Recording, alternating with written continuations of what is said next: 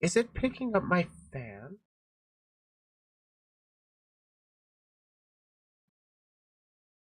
Weird. Anyways, hey. It seemed like the levels at least were picking up my computer fan. Don't think you heard it? Oh, okay, that's good.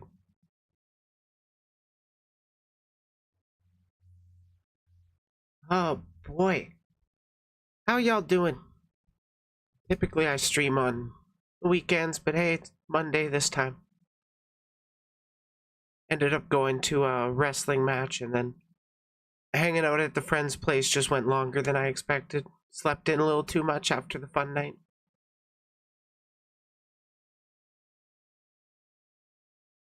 Came by for the PalWorld discussion.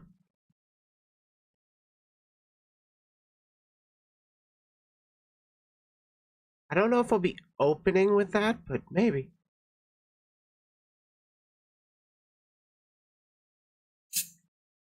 Out of curiosity, are you pro or anti PalWorld?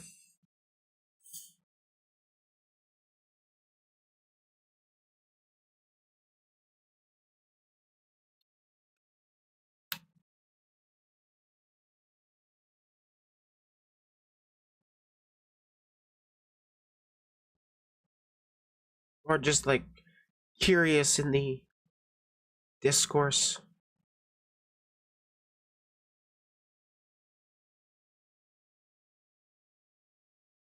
As someone who plays PalWorld, neither. Fair.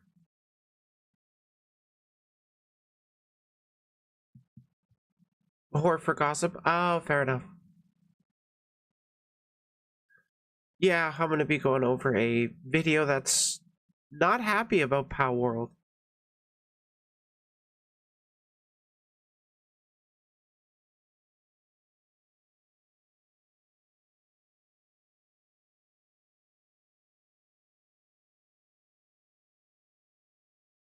Oh, and it seems like I've got something different for what I usually do going on Wednesday.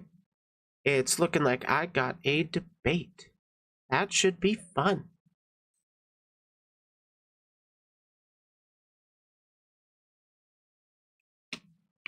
Yeah, personally, I do enjoy PalWorld. I think it's slop, but it's my kind of slop. Yeah. Arguing non-binary identity with somebody.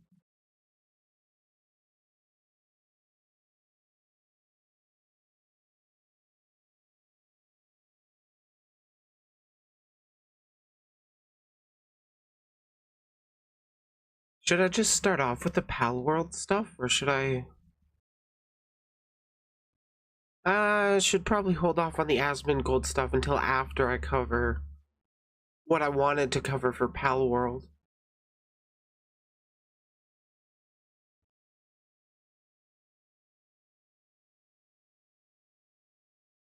Oh, we could also cover the Vtuber Hater. That's a 2-year-old video. 2.6 million views. 23 minutes long.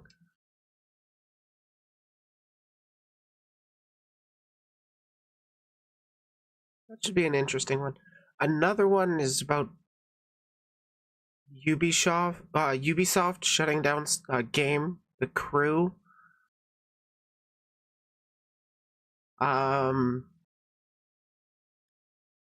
People being upset about how Gundam is hard to start, and then Riot Games and why they're not great. Aside from the PalWorld stuff, like that's what I'm planning on talking about this stream anyways.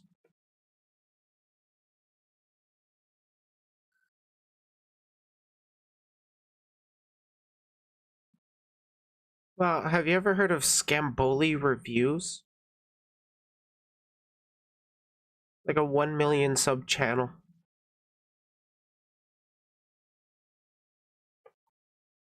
Sushi.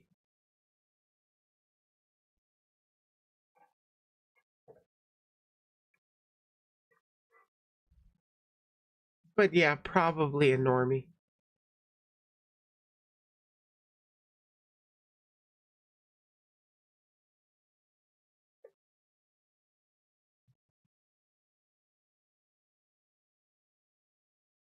No, you haven't heard of them? Me either. This video just came up on my the front page of my YouTube, or in one of my recommendations. I can't remember which, but I haven't seen it yet. Seemed like something worth going over on stream.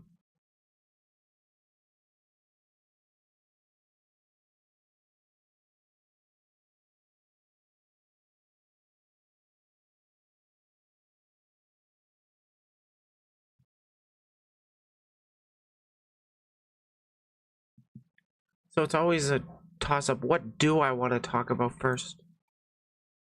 Get the PalWorld stuff out of the way. But I also kind of think there might be more people that want to hear about it.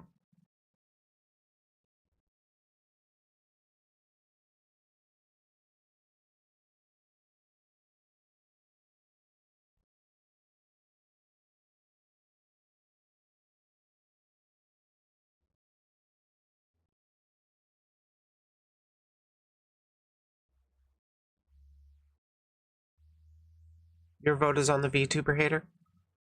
So far, it's leading in the polls.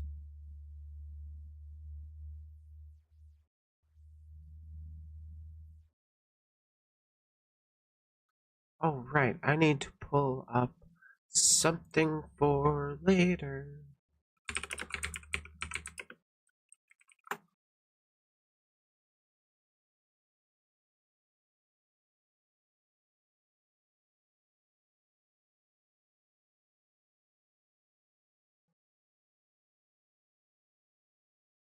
Start with the shorter one. The Vtuber Hater is not going to be a shorter one, that's for sure.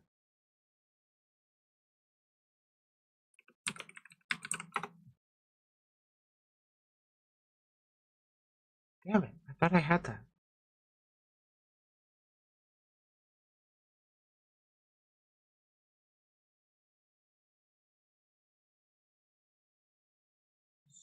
Video.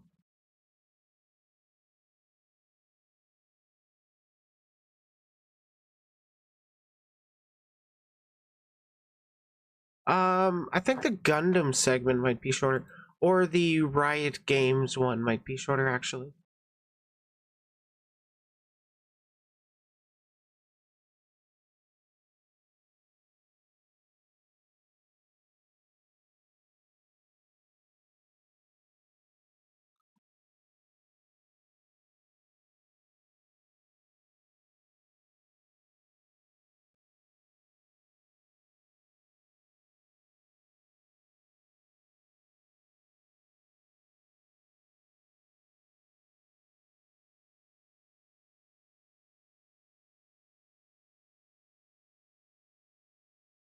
Yeah, Riot Games had laid off like a bunch of people, and I was gonna talk about it.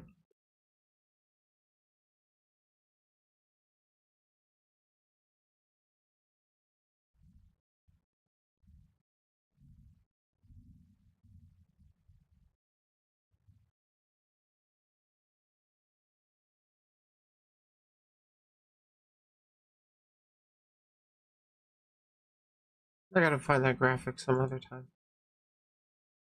I need to find the graphic for the Somerton scale. Just a handy little bit of knowledge for people.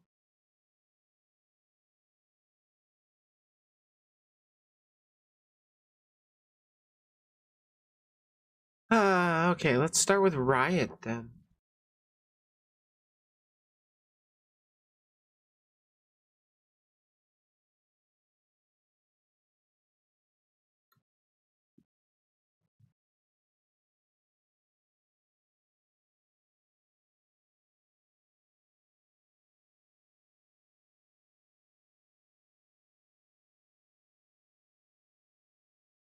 Don't know if you guys have heard of it. Little indie studio, Riot Games. They made League of Legends or Valorant. I think that's how you pronounce it. But anyways, on January 22nd of this year, the year of our Lord, 2024, they laid off a handful of people, putting out a statement, and it came across my Twitter. Yay. So they're saying we shared important update with rioters about the future of Riot Games. Here's what the changes mean for our games and what players can expect from us going forward. Which leads to their load, you fuck. Which leads to their statement of we're eliminating about 500 people globally, which is about 11% of the people that work for them, it sounds like. That's not great. So from what I'm aware of, they've not really been turning as much of a profit as they used to be. And they're just kind of trimming the fat of employees so they don't have to pay as many people. When, you know, the people that make the most, that don't really contribute much to the game itself, they could just take a little pay cut. Oh man. It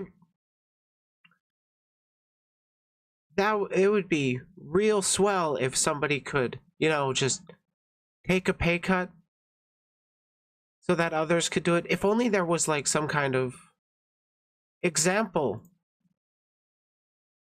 What's this? From July 29th, 2011, Nintendo chief takes 50% pay cut after 3DS markdown. So at the time, fuck off with your ads. At the time, the CEO was Satoru Iwata. He passed away in 2015, unfortunately, due to cancer. Excuse me. But basically, when Nintendo was starting to take losses with the underperformance of the 3DS at the time, the CEO... Can I get a picture of the dude? No, I can't. I'll pull one up. But anyways, this dude took half his salary goes away just so that they didn't have to lay anybody off. Everybody else could keep their job. Like, this is the kind of thing that I want to see more with corporations and all that shit. They're just... This is Satoru Iwata, by the way. They could just do one of those and, you know,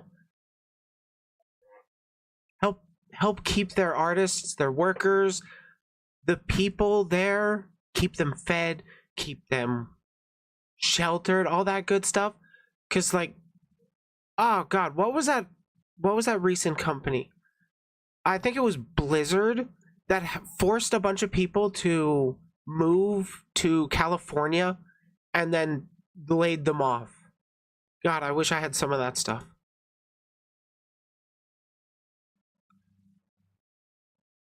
But yeah, and the thing is with Iwata, not only did he cut his salary by 50%, which was about $770,000 at that time, from the year before. He cut that in half just to keep people going. It wasn't a one-time thing. After the 3DS had come out, the Wii U came out, and the same thing had to happen. January 29th of 2024, Hollywood Reporter lets us know that he did it again. Why can't more developers and CEOs be like Iwata? It's just so frustrating because there's so many people that are just in power. They could, you know, make everybody's lives better, but they don't. Like, literally, I've said before, I don't know if I've said it on stream, but Nintendo has made so much money from just the NES and the Super Nintendo that they can take loss after loss and still be fine. That's rung true since I've been saying it in college, and now 10, 12 years later, here we are. The Switch is doing pretty damn well. But going back to Riot Games, they haven't really been innovating, so to speak. Though, to be fair, a lot of stuff is derivative of others. I just don't. I guess I haven't played their games enough to really feel if it's. What's it? Just a reskin of another. I've played a fair bit of League of Legends, but I haven't really played Dota. I've played other MOBAs, so take it what you will. Arcane was surprisingly good, but I don't like how the company is treating, or how Riot is treating their employees. That's not very PogChamp of them.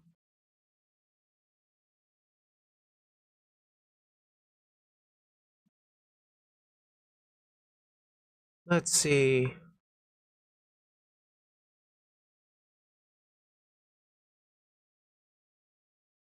My God, these guys.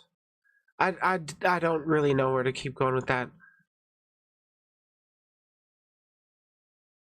Yeah, yeah, unfortunately, this is like the standard when it comes to most companies.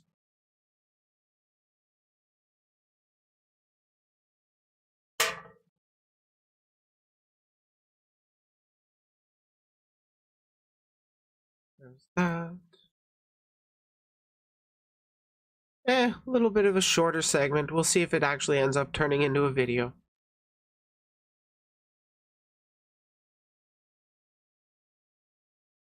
Had something similar happen to your own job once? Oh, yeah?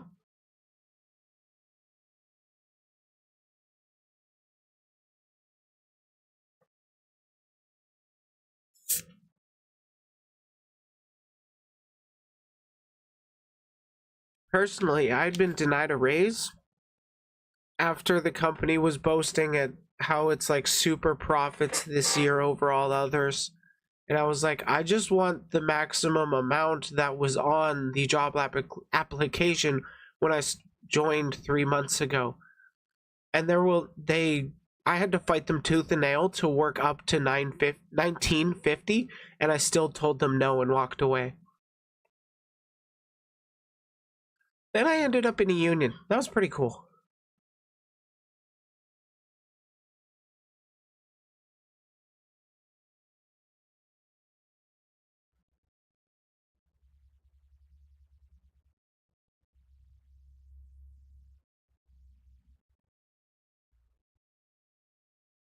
Oh, yeah. Those layoffs come and go a lot, unfortunately.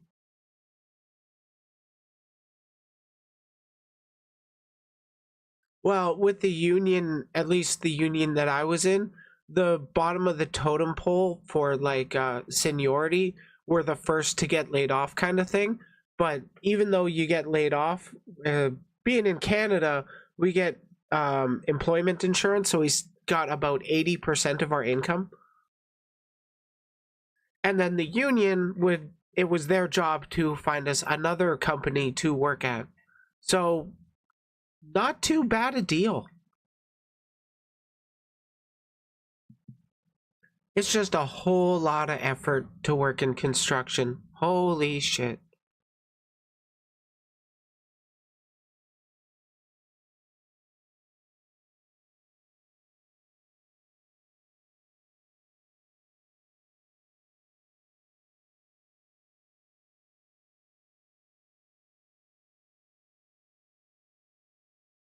Okay, do I want to talk about Gundam or Ubisoft?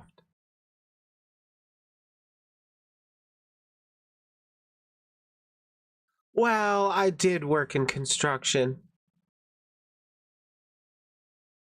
I am in between job experiences at this point.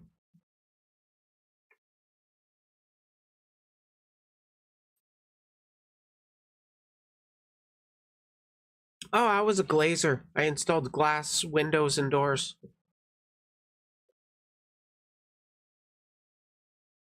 Some of the most high-profile sites I had worked on were Nintendo, EA, EA games out here. I've actually been inside all three EA headquarters out here. The first one I actually worked as a QA tester for, which was cool. And then there's one closer to downtown Vancouver, which I did door service work because all their doors started going off angle and we had to realign them. There it was like 30-40 doors, took all goddamn day, but we did it all in one day. And then the third one is currently being built, and I've been working on that for a while, but holy shit, it's so hard to keep up with that work.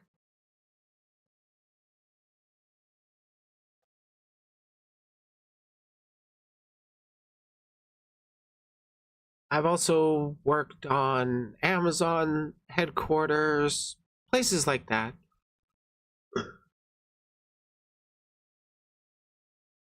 But I haven't really been in the games industry in a very long time. My college background is actually in game design.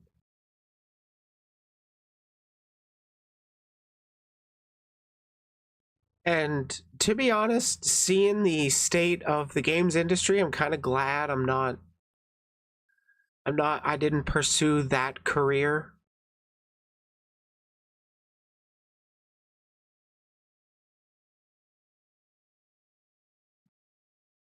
Oh yeah, the 2010 Winter Olympics, I remember those. We actually sold like red mittens. Those were pretty warm. Um, didn't we win gold for hockey that year? I'm pretty sure we did. Yeah, and I've actually got a long sleeve shirt, like a gray long sleeve shirt from Cheerios that is OT32 740, because that was when the men's won gold and solidified both gold wins for Canada while we hosted it.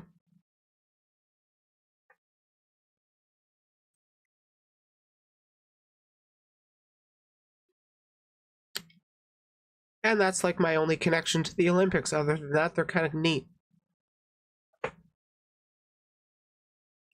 Oh, yeah? I've always thought snowboarding was kind of cool, but I haven't really followed along with it or done it in forever.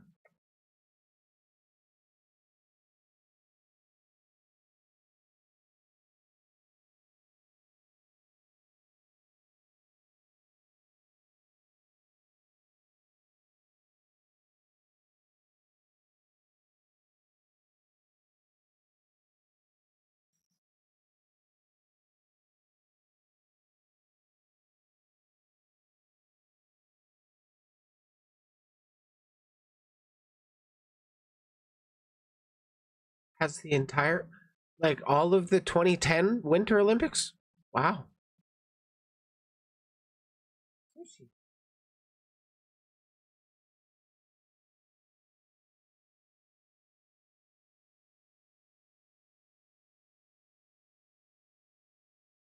That is pretty cool.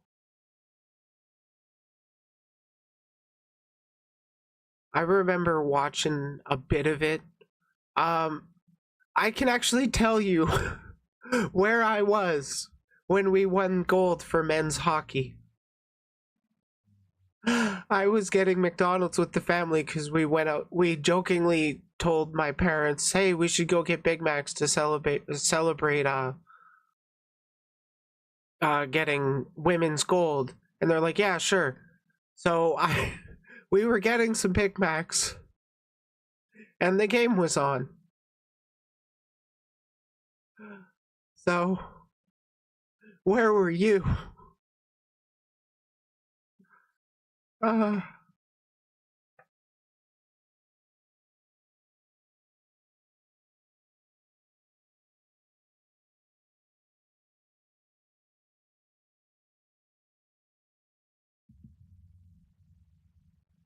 okay, I guess I should go in a bit to the plagiarism stuff with PalWorld when I do get to it.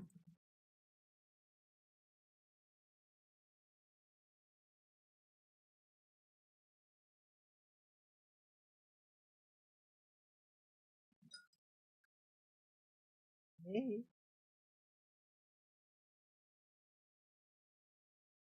My kitty cat Sushi is saying hi. Should I get into the PalWorld stuff? Like right now?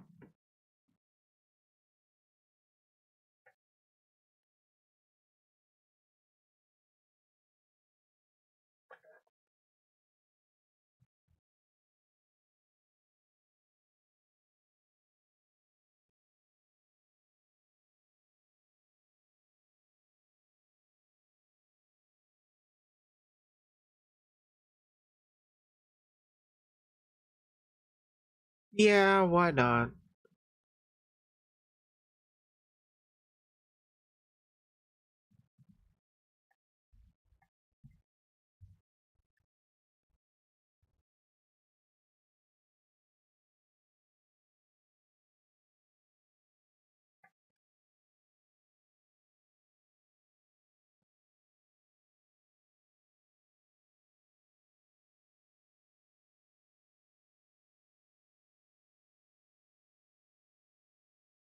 There's been a game been talked about a little bit, just teeny tiny bit. Don't know if you've heard of it. PalWorld seems to be the current craze. Who knows how long this bubble will last? Personally, I find it to be a fun game. I can sort of see where some of the controversies are coming from, but largely I don't think it's that big of an issue. But I wanted to go over a video that was not a big fan of it. I wanted to see their kind of arguments, see what's going on, see how they feel. And I'm going to be going over a video from Harmon Smith over on the YouTubes. This is him. Hey. Over the past couple of days, I've been focusing quite a bit of time talking about PalWorld. I've been focusing on the game itself. I've been talking about the plagiarism, the obvious, blatant, we know it's plagiarism. None of this, oh, we can't know for sure crap. We know it's true.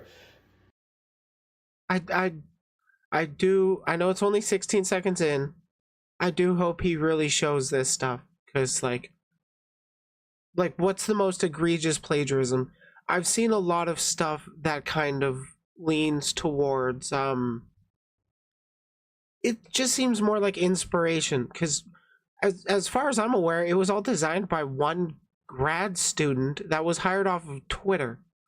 So I can definitely see how those were designed by somebody that was very heavily inspired by Pokemon or the monster taming genres. So correct me if I'm wrong. I've been talking about that for a while. I've been talking about the reception a little bit. And now that like I've had time to sit down a little bit and like look at like the general state of things and what people are doing, like this is, I think, the stupidest thing the YouTube community has ever pulled. Backing an obviously plagiarized shovelware product in an attempt to downplay Pokemon. Because that really is. I mean, a lot of people have shelled like World of Warcraft, and that was just based off of something else. That was based off Warhammer, wasn't it? That was just based off wasn't it based off of Tolkien's orcs? Like inspired by? I don't know. That's all this is. That's all I've said. Like PalWorld, the enthusiasm around it is all done out of this idea that this is somehow going to ruin Pokemon and Game Freak, the biggest game in the world. Oh, Game Freak should be embarrassed. That Personally, I don't think it's going to ruin them. I don't think they care that much about it. They did release the statement saying that their legal team is going to look into it and will pursue any legal avenues they see fit. So we'll have to wait and see with the actual plagiarism suit, I guess, that Poke Company is going with. this game has 2 million players on Steam right now or whatever. You know, never mind it released at a lower price point. Never mind that the product is obviously plagiarized. Never mind it's a flavor of the month game. Never mind that, like, people are only enthusiastic about it because of the Pokemon elements, right? The stuff that... Sort of true. A lot of people, at least for myself, I find there's definitely appeal to scratching that monster taming Pokemon vibe, but with a sometimes more mature, not in the fun way, setting, and sometimes it's just a bit of a change in the formula that we're all used to what the exact same Pokemon game over and over and over and over and over every single time. For me, Pokemon peaked with Heart Gold, Soul Silver. There's never been a Pokemon game that's been as good to me. But that's why I kind of like PalWorld, because I still get the Pokemon vibe. They're definitely appealing to a similar audience, but they're still going their own sort of way. And I mean, they're not really doing anything necessarily groundbreaking with game design for PalWorld, but they're combining two different things in a way that hasn't really been done before. Like, there was Pokemon Arceus, or however the fuck you pronounce it.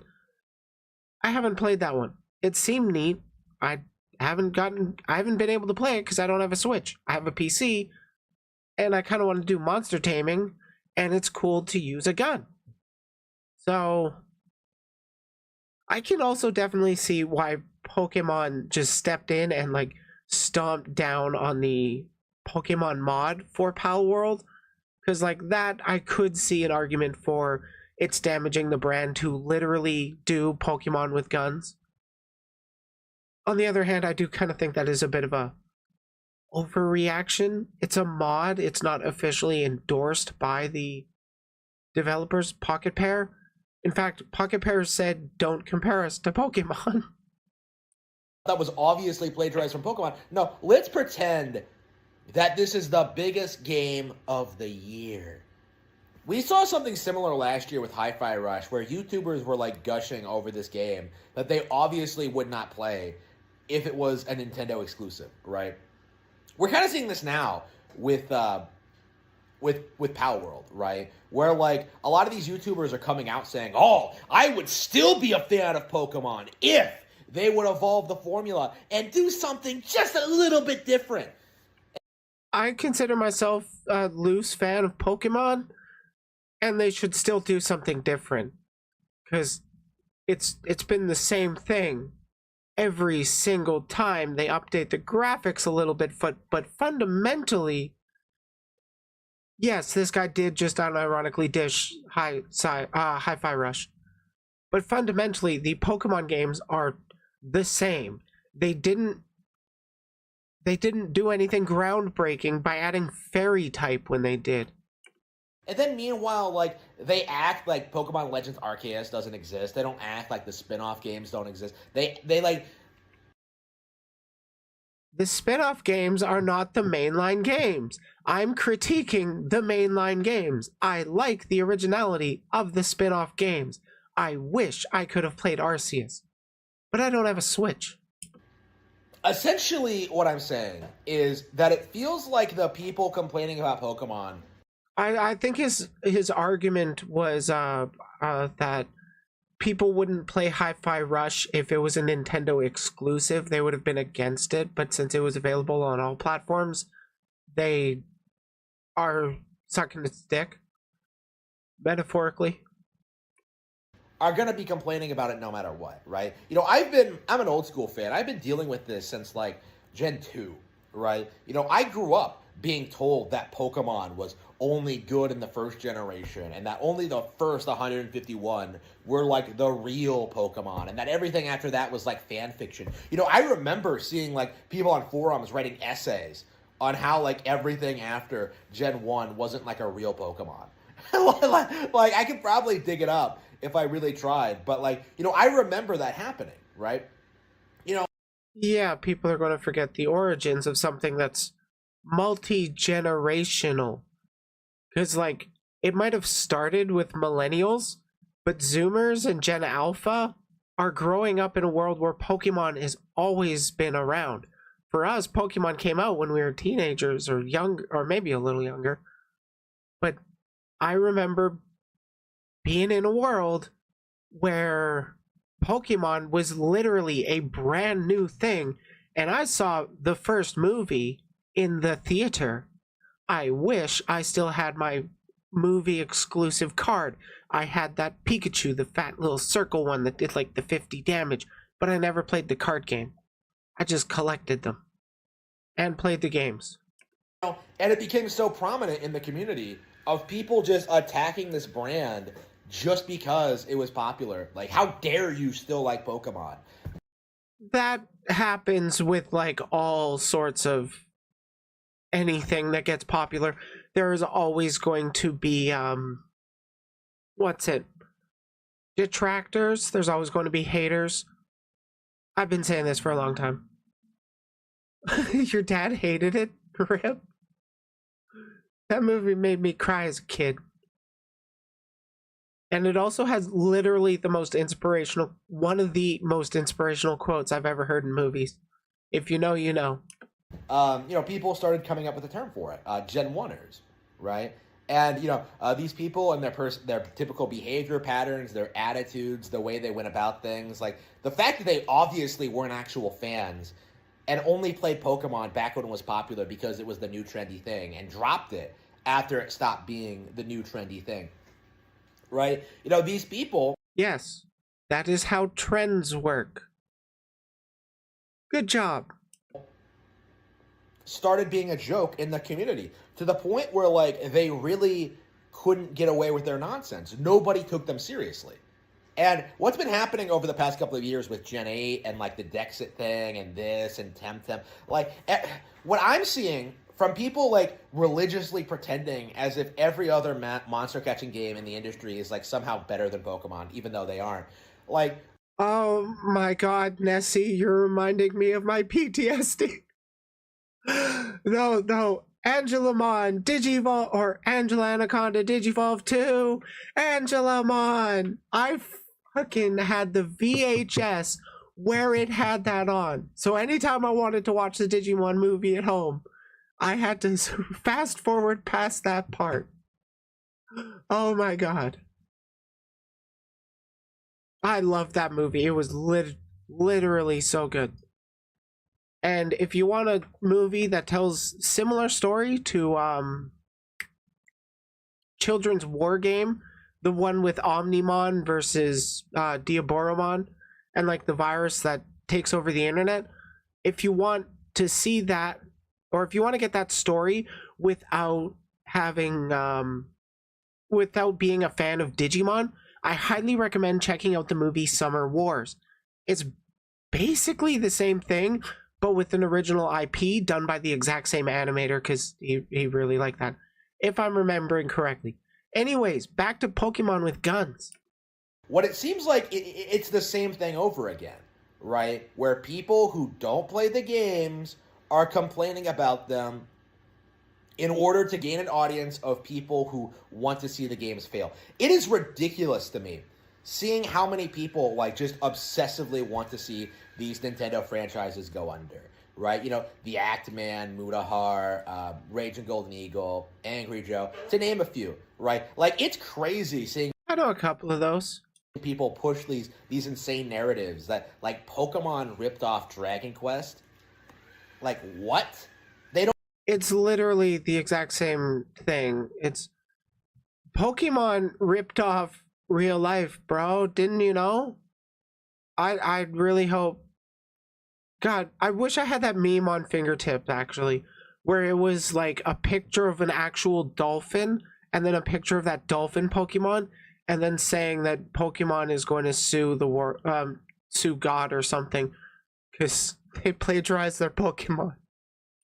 Don't look the same at all. Like when you compare the PalWorld designs to Pokemon, you can So compare them, or are you just going to keep talking? see like what assets they ripped and what they applied and stuff like that.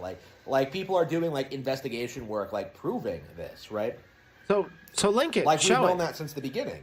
But like here these guys are, on Twitter. Pokemon doesn't own animals, and then they post that Yeah. like stupid Dragon Quest image where Or they post a picture of a Wooloo. You can't tell me that's not very different. The Wooloo is just a sheep with hair extensions on the front. It's so basic. Fucking Voltorb is just a ball. Come on, dude. Get better arguments. posting monsters that look nothing like Pokemon. Like, yeah, they're like based off the same animals. But like, if anything, it's weird that they try to do that because they're trying to showcase that like Pokemon ripped off Dragon Quest, but in reality, like, that is a good example of how different artists can make the same animal look, right? Because, Digimon looks different, Yu-Gi-Oh looks different, Dragon Quest looks different, Pokemon looks different, right? They all have their distinguishing art styles. Are you going to compare or just rant about it? Just rant about it. Cool. Right? So the narrative that Mudahar came up with, that like, Mudahar, the guy famous for not showing sources. you can only draw a wolf one way. Like, how do you know it's plagiarized? Like, it was complete nonsense, right? It was an excuse. It was a justification as to what's happening. Oh yeah, Moist Critical, the most boring man on the internet. Yeah, he, how dare people criticize me for enjoying a video game? A game that's obviously derivative of other properties, a game that's uninspired, a game that people won't even remember like 5 years from now, right? You can make those criticisms towards Pokemon, or Pokemon with guns. You can make that criticism towards PalWorld, but I don't quite see the whole plagiarism spot. I see it's getting pretty close to inspiration and allusion kind of thing, rather than being like one-to-one cloning of what already exists. I think Mudahar actually did bring up a good point that there was even extreme closeness with one of the pals in PalWorld and a fan Pokemon. So you should definitely go check out Mudahar's video on the PalWorld controversies. I liked it. Right? Like, how dare people criticize me for enjoying this obviously plagiarized project? Hey, genius. You can like bad video games, right? Like, there's nothing stopping you from like playing these weird knockoff properties if you want, but don't you dare come out and try to say that it's wholly original, that it's nothing like the product it's ripping off, that it deserves to exist, that it. Okay, so aside from the designs, what is it ripping off from Pokemon? I would argue it's not really ripping off a whole lot. You've got the capturing and the spheres, sure. But largely the gameplay is like very, very different. It's a third-person shooter. PalWorld kind of looks like an action RTS version of Pokemon, like Rust meets Baddies. Sort of. Like, you get your one pal out that actually follows you around and can fight with you, which is the reason Pokemon Heart Gold and Soul Silver is the best Pokemon game to me, because you actually had your Pokemon with you, walking with you on that journey. And PalWorld lets you do that You can mount them. They can just hang out. They can work with the bases and all that fun stuff. It helps build a even it helps build an immersive excuse me. It helps build an immersive experience when you're trying to feel a connection between like tamer and monster. You know, a big thing that Pokemon tries to sell to its audience, that your Pokemons are your friend. Maybe it's just a personal argument, but I think that it would really benefit the Pokemon series to at least include that feature. I kind of get why they don't, but they still fucking should. It's like objectively a good game, right? More of an Arc ripoff with Pokemon. Yeah, it's basically Arc if they added Pokemon and capturing. Yeah, Arc with Pokemon. That's another aspect of this that I don't think a lot of people are talking about, is that like the gameplay itself isn't original either, right? It's taking elements from Fortnite and Genshin Impact and Pokemon is just taking elements from Final Fantasy turn-based games. What's your point, dude? Arc Survival Instinct, right? Like nothing about this game is original, right? In any way, shape, or form. There's no creativity. It's like it's slop, basically, to quote. I agree with that assessment. It is slop, and it's my kind of slop. Oh, Vosh. And I just don't see the vast majority of YouTubers like talking about it. All they're doing is like appealing to popularity. Like, oh, look how successful this game is. Yeah, because it plagiarized the most successful brand on the planet. And you are actively working to try and get as many people on board with that as possible, right? Right now, the YouTube community is legit trying to defend plagiarism. They are legit. How should I word this? I think there are a lot of people that are hypersensitive towards plagiarism alerts. Largely, I would say thanks to H Bomber Guy's video, that it very well done video did its job, but a lot of people are kind of like hyper attuned to searching out for plagiarism and keeping an eye out, and I just don't think that PalWorld hits that level. Hey, Demon Fox. Yeah, actually, right here. This is an excellent supplementary video. Tom Scott's Guide to Plagiarism, the Somerton Scale. I've watched it multiple times. I highly recommend people watch it. It gives a great explanation of where, or at least his explanation of where things can lie between no correlation and straight up ripping off. And for me, PalWorld tends to fall somewhat towards the middle, maybe a little closer towards the plagiarism end than no correlation. But largely, I don't think it's something that's lawsuitable. I don't think it's that big of an issue. It's very clearly not a groundbreaking game. And even the CEO is on record for being like, yeah, I like chasing trends. What's trendy? Well, Fortnite and Pokemon. Go figure. One of these games would come out, and since people want to have an original style experience with a Pokemon sort of aesthetic, no wonder it took the fuck off. It gave people something they were wanting, something at least a little different. Legit trying to damage control the fact that this company, Pocket Pair, ripped a bunch of Pokemon models, reassembled them, and then packaged them in a completely different game. Sources needed for that one, because like it's pretty hard to alter models and make it look as different. Like, this is hard to explain. When you alter a model, it looks very, very obviously the same, but with the PalWorld designs, I really feel like they were designed to be inspired by Pokemon, but were created as original models. Obviously, I could be wrong. I could be. I just want to be made aware of what's actual, you know, proof of them actually stealing assets from Pokemon. At best, jury's still up. Plagiarism of assets based on evidence. Excuse me.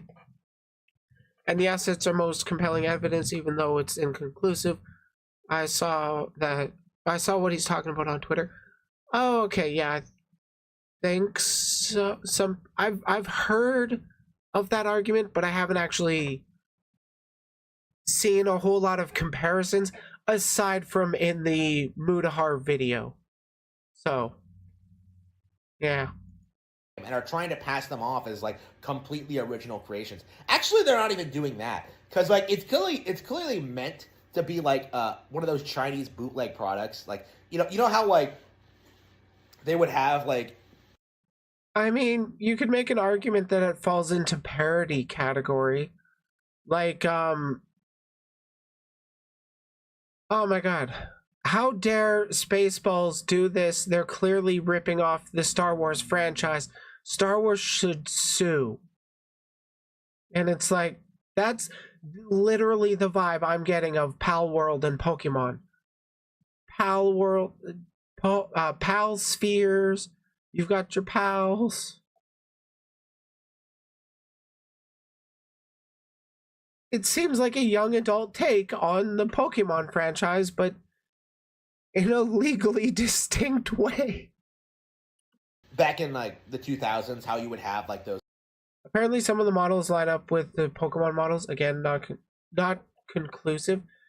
Yeah, I mean, I know in the Mudahar video he had shown the comparison of like Luxray and one of the pals. That one was proven false. Yeah, I mean, I thought so.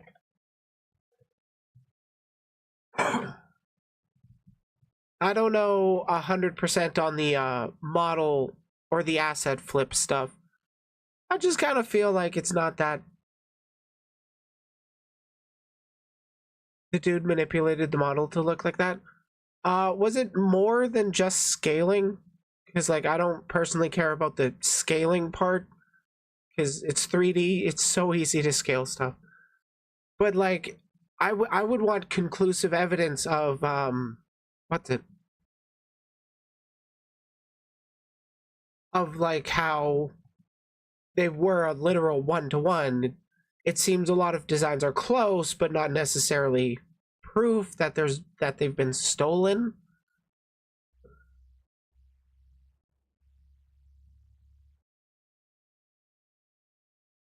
Oh, scaling and a bit of others too. Yeah, I actually didn't know he admitted that it was manipulation either. Those like terrible knockoff VHS animated movies of like popular films, right? Like it's a lot like that, right? Stuff that like really shouldn't exist. Stuff that exists to like take advantage of people who like may be like vaguely aware of the brand and don't necessarily know Hey, like Seahorse. what the real version of it is, right? Like PalWorld, you know, the fact that like so many people are so defensive of this game is embarrassing, honestly. The fact that so many people are going to bat for it is embarrassing. And I think I mean, you're pitching 900. it very strongly indicates the mindset that these people are in, right? That they need to keep the discussion about Nintendo properties negative. And that has been the realization I've had over the past couple of years is that Personally, I don't want to make the only discussion about Nintendo to be negative. I mean, in my last segment, I actually praised one of the Nintendo CEOs for being based to AF. But I think it's still also very important to point out the criticism that, you know, applies to the literal rehashing of games over and over. Sure, Seahorse, what's your exclusive take?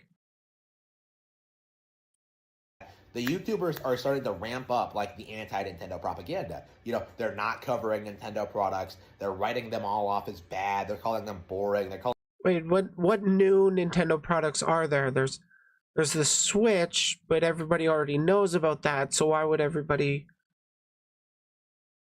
They're all they're doing all of this for press? Yeah, more than likely. Like, controversy really brings eyes to attention. Their next game is a shot at Hollow Knight. Yeah, and like their previous game Craftopia was also friggin' just Breath of the Wild asset flip. Like, I don't see this developer lasting a very long time, even if they put Captured Lightning in a bottle with PalWorld. I don't think they really I don't really have high expectations that they'll be able to keep doing this over and over and over. But it's working for me for PalWorld. But as far as their other games coming out, or games that they have out, none of them really, I don't know, none of them really jump out to me. Pokemon with guns appealed to me. And their company name is a play on two of a kind pair. Yeah, I get that. them uninspired. You know, like how many people tried to say they didn't care about Mario Wonder before it came out, right? Yeah, a lot of people were saying we don't care about Mario Wonder, especially now that Mario has fucking pronouns in bio. Oh yeah, I fully agree. The CEO of Pocket Pair is a big douchebag. He's like one of them AI tech bros. I really don't like him. But at the very least, they haven't used I haven't seen evidence of generative AI being used for PalWorld, just in that other one game of theirs. But yeah, I can criticize the thing I'm engaging with, even if I like it. Not that hard to me. They hired an artist and 3D modeler that could easily be manipulated as well. Yeah, like from what I heard, it was a grad student from Twitter that ended up designing all 100 pals. So like I could see where they're coming from with they want this to be Pokemon like, but legally distinct. The artist was turned down for over 100 jobs, and the modeler was fresh out of high school. Huh. I didn't know that about the modeler.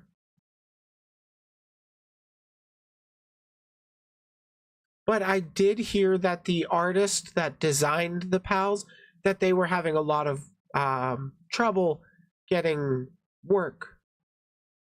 I do hope all this discussion on PalWorld helps them in the future.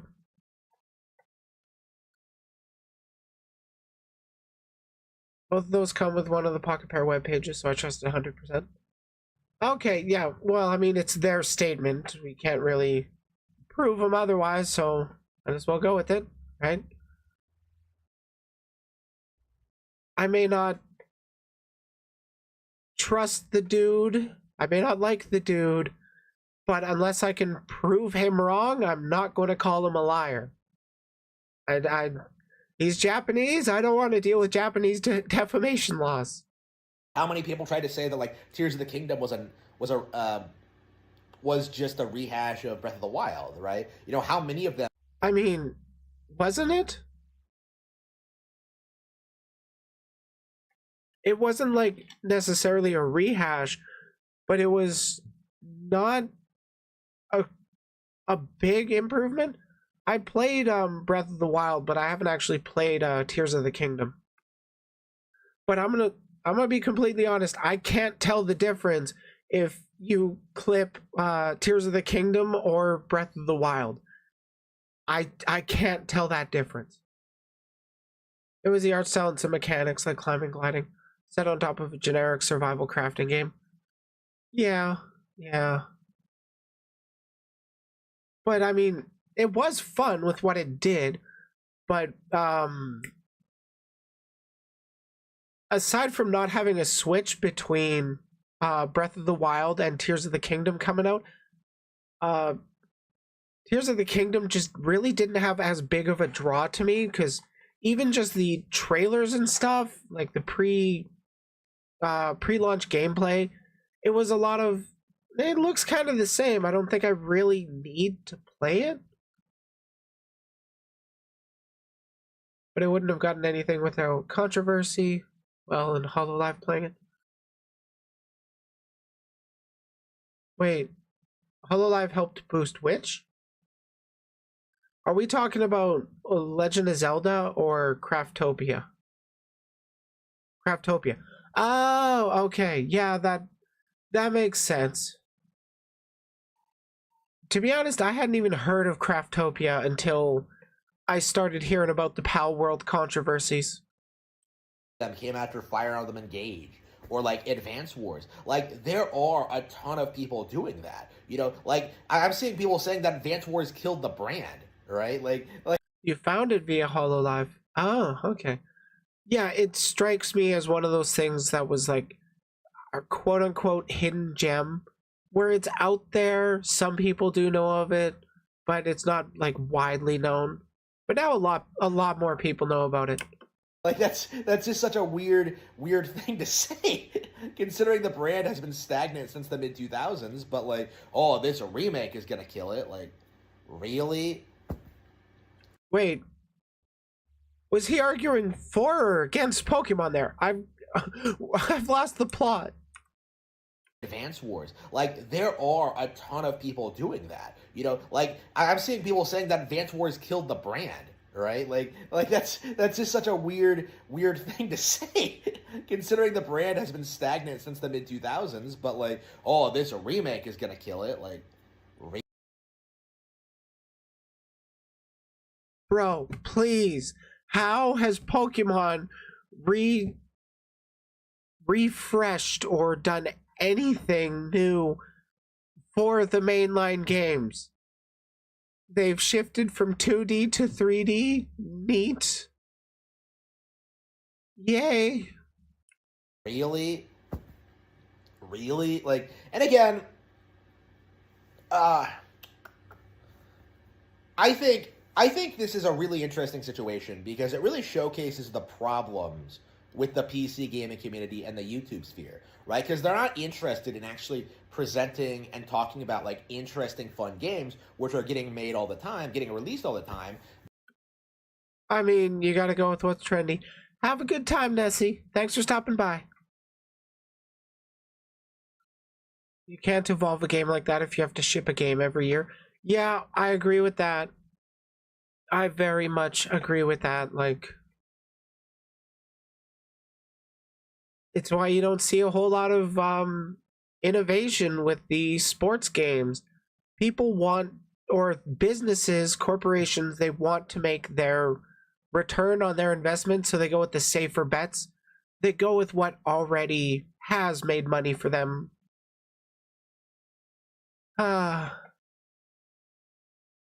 I agree. Fucking capitalism. They're interested in promoting slop. They're interested in promoting a bunch of brands that they themselves are the primary kind of arbiters of, right? That these are the brands that like highly rely on them for marketing, and the brands that like might give them kickbacks or might like rely on them for promotions and stuff like that. Like more and more, like Nintendo is obviously not needing them, just like they don't need traditional game journalists. So they're really getting upset at Nintendo. They're really trying to come after like all of their brands and do everything possible to pretend the games aren't good, the hardware isn't good, Nintendo isn't worth supporting. You should support this. Nintendo can take a loss for the next 10 years and still be fine. They made that much fucking money off of Super Nintendo and the NES. Like, for real. Look at the 3DS and Wii U. They bombed super duper hard. And still, Nintendo is staying afloat and then even innovating enough to turn a profit with the Switch coming out and doing well. Holy shit. Shovelware knockoff property instead because it's just better, okay? Like, let's ignore the fact the game isn't good. Let's ignore the fact that it's like obviously a ripoff. Let's pretend it's better than the actual thing. I wouldn't call it better. I would say it's fulfilling a different niche that the Pokemon mainline games just don't. And people want a breath of fresh air with Pokemon because, like it or not, Pokemon is a huge fucking franchise. And even if people have nostalgic attachment to it, current attachment to it, whatever, there's still going to be people that want that new experience with the thing they're already familiar with. And yeah, this is very typical for them, right? They did this a lot in like the mid 2000s with like Zelda and stuff like that. How many times did we hear that like Dark Cloud was better than Zelda or something? You know, How many times have we heard of Dark Cloud?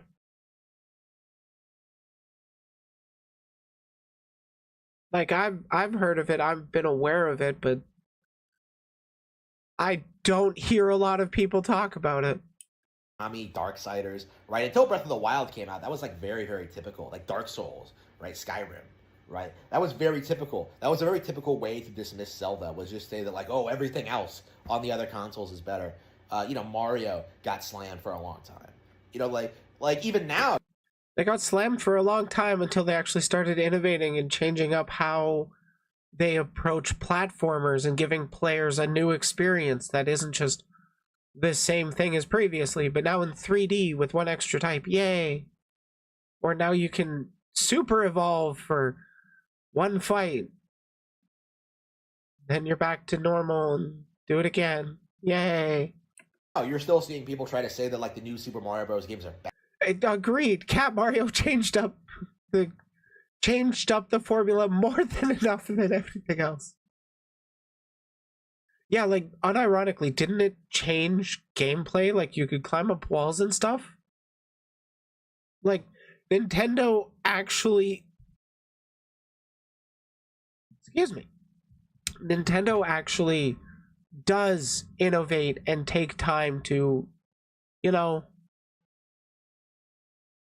make better products over time. They don't always, like, they do a lot of experimentation. Not all of it sticks, but a lot of it, I mean, it pays off when they do it. Oh god, 4-player co-op was fun. I miss 4-player co-op stuff, like when you could actually do couch co-op with friends. I miss that. But now all my friends live so far away and it's like hard to make time to actually hang out in the same place to play games together. Shit's not cash. Bad. I've been talking about that a lot. And that's a mindset that's like slowly starting to die away. Adult happened, yeah. Like there's only so much you can do. You know, you can attack a brand or franchise while claiming to be a fan of it before your audience starts flipping and starts saying that like, well, they're making real improvements here. They're actually making real changes. They're actually like evolving, doing better, right? Like what's going to happen if Gen 10 like doesn't have the same kind of issues that Gen 9 allegedly had, right? Like, wait, what were the issues? Like,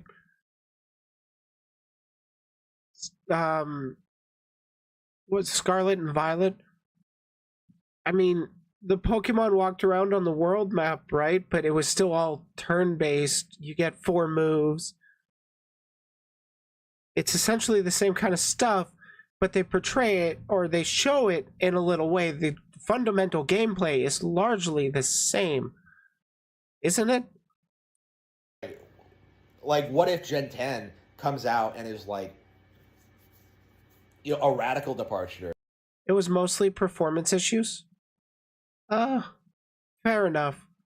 And it was still the best-selling Pokemon game so far. From previous generations, right? Like even with Scarlet and Violet, it felt like the narrative that Pokemon wasn't evolving had kind of fallen apart, right? Like to me, it feels like at this stage that like with what wasn't the big drawing feature of Scarlet and Violet? Like I haven't played these. Last ones I played was Sword and Shield. Um, but like the drawing factor for Scarlet and Violet was the motorcycle floaty Pokemon that was not only the game's, excuse me, bicycle, but also let you surf. So it's just kind of taking two things and making it a Pokemon. Most of the hardcore Pokemon fans that said that Scarlet and Violet was truly different, even if it was a bunch of smaller changes. It was like 4 modes of transit. Oh, interesting. I I do guess that Scarlet and Violet kind of changed up some things, but I I still kind of think it's like the same kind of formula of the same battle systems. You go through your 8 gyms, you do your Elite Four, you finish off the story, and that's really it. You think Scarlet and Violet is a stepping stone? I would hope so, that they start trending towards more innovative gameplay, so to speak. I would like to see them move away from the turn-based battles. I'd like to see them move towards like an actual real-time thing. But I also understand that it's like the turn-based stuff is what's known, and it's easy enough for Final Fantasy. Yeah, I'd appreciate if they pulled the Final Fantasy. But I mean, that's a personal opinion. I think is still a market for turn-based stuff. Um, they could look into like Super Mario World RPG to change up the formula a little bit. Legend of Dragoon stuff. A lot of people stop playing Final Fantasy because of those. Yeah, I get that.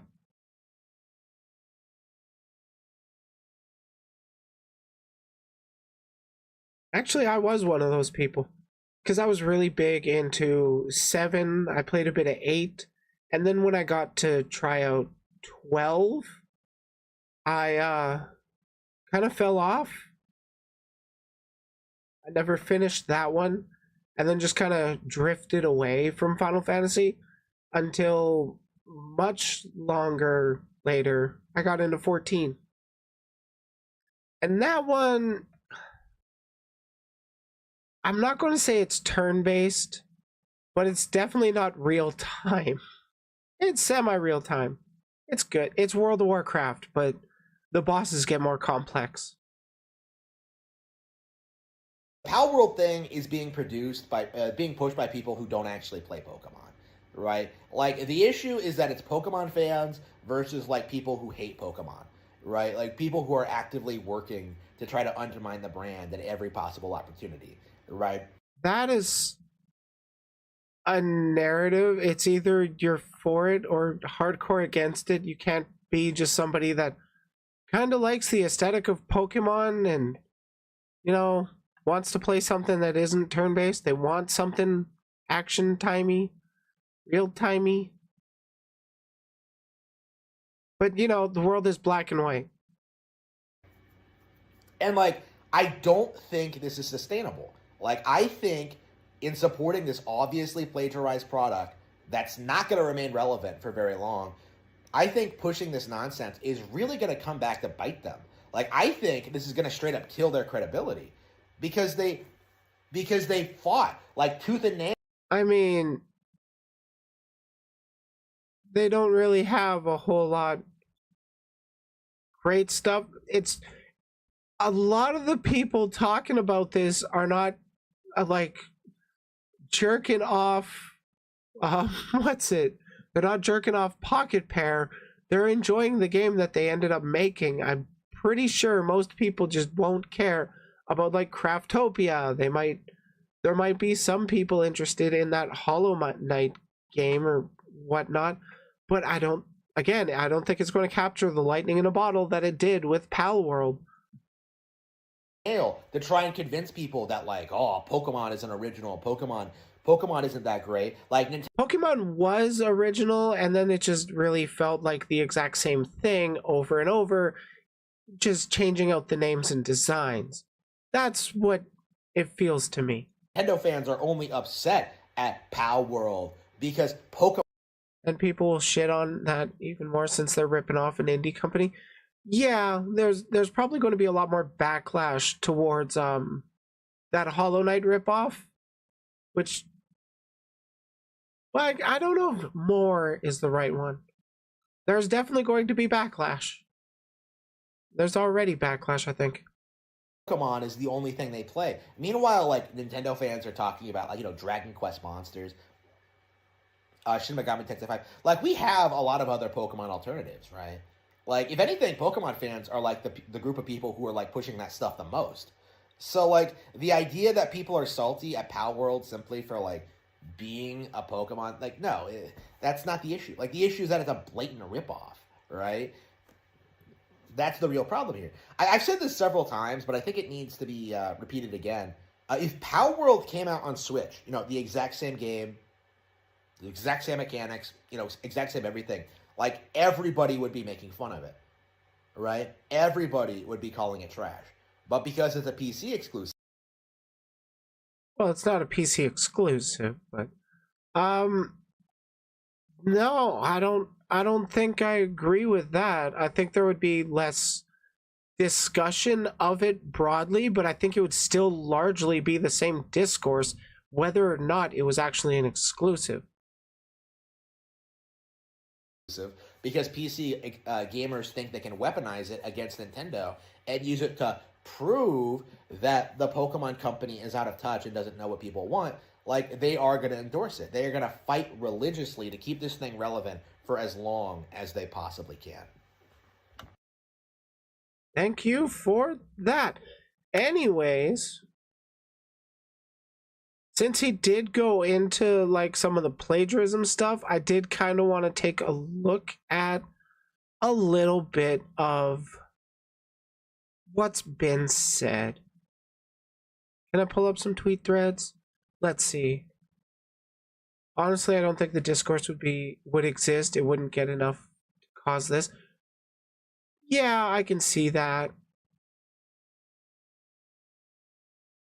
Like, I would think there would be a little bit of discourse if it was like a Nintendo exclusive, but largely I think broadly people just wouldn't care because a lot of people want to play the trending game. A Pokemon clone on a Nintendo system wouldn't blow up. Pretty much, yeah. More than likely, they would probably end up falling for their nostalgia factor, going towards back towards Pokemon, where they already knew where it's kind of hard to get attached to a brand new IP. Anyways, there's this article, the Video Games Chronicle. This publication put out an article 20th of January this year. Why buy a new Pokemon when I have Pokemon? Yeah, exactly. PalWorld embroiled in AI and Pokemon plagiarism controversy. So, right off the bat with this image, they have a similar face, but the mouth is the same and it's got yellow eyes. I can see inspiration, but it doesn't scream stolen design. That it's a pretty basic mouth that's on a lot of creatures. Okay, let's go into some of these threads.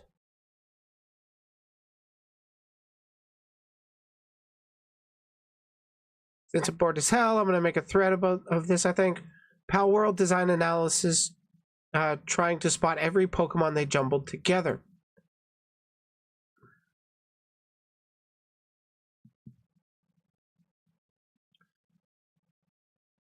So this is the PAL in-game, and immediately what jumps to me is this is what taking inspiration looks like.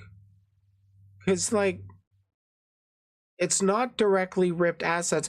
You could definitely say it's creatively boring because of how close it can represent some Pokemon designs, but largely I don't think it's lawsuit worthy.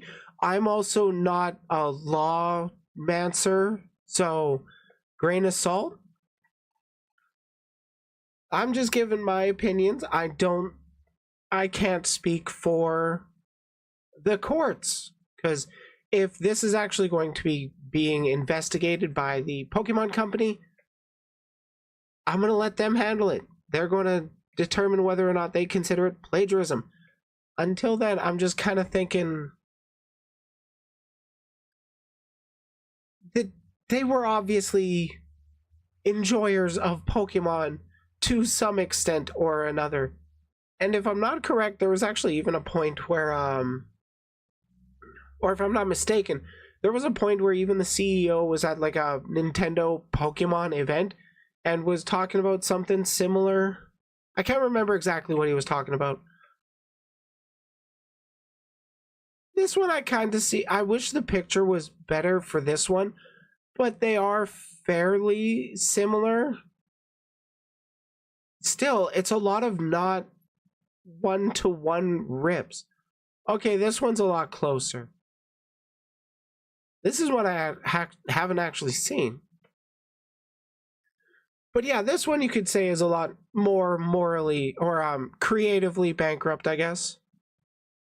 Oh, that's a fan-made Mega Delphox design. And they were like, yeah, we're going to use that design. And then change it a little. So I think there could be an argument for some of these designs, but like with Anubis here, first of all, I wish they had a bigger picture. But second of all, these were both based off of the Egyptian god.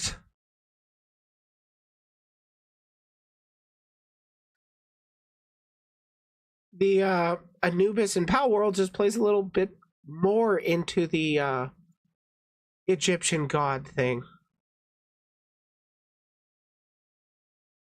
I'm not seeing a whole lot of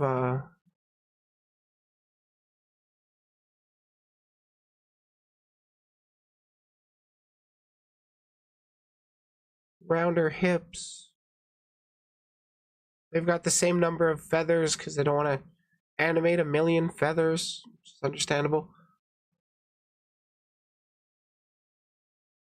Oh, and then here's some pictures of Craft World. That is literally just an asset flip. I don't know if literally, but like that looks like the that model I don't recognize. Looks kind of cool though. Oh yeah, and it isn't literally not literally, but it it does kind of yeah, it's the same as PalWorld. Copy the vibe and style. But it's not like literally a stolen asset. It's just a very inspired design, which I can understand. And then here's AI art imposter. I can't I can't remember exactly how they use generative AI in this game, but apparently like a big part of the game is trying to suss out generative AI among the other players or something. But when they did announce this, they were, very open about it being made with AI. And so it would stand to reason that if there was use of like generative AI for the designs, I'm willing to bet an AI tech bro would have bragged about that. Like, for real. Yeah, it was used to generate an AI picture to find as the bad egg or whatever. Yeah, that was the kind of thing that I think I had heard of, but I never played it. I've never really looked into it. But yeah, there's a lot of people calling out a lot of different things. Is this even comparing?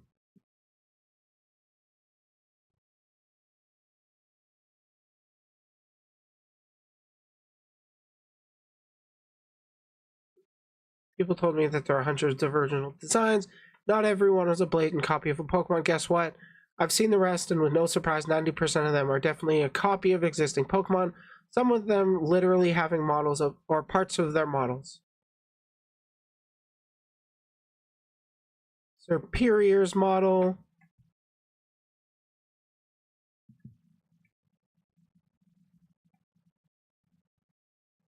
Man, this is like spoilers to me because I haven't seen all these model designs yet. This looks pretty sick, but unfortunately for this person, I don't know my new gen Pokemon enough to really know what he's referencing. Like, they're saying Giratina's face, but I'm thinking more of, hey, you just did a Scorpy right here, dude. You made a Scorpion Pokemon. How dare you?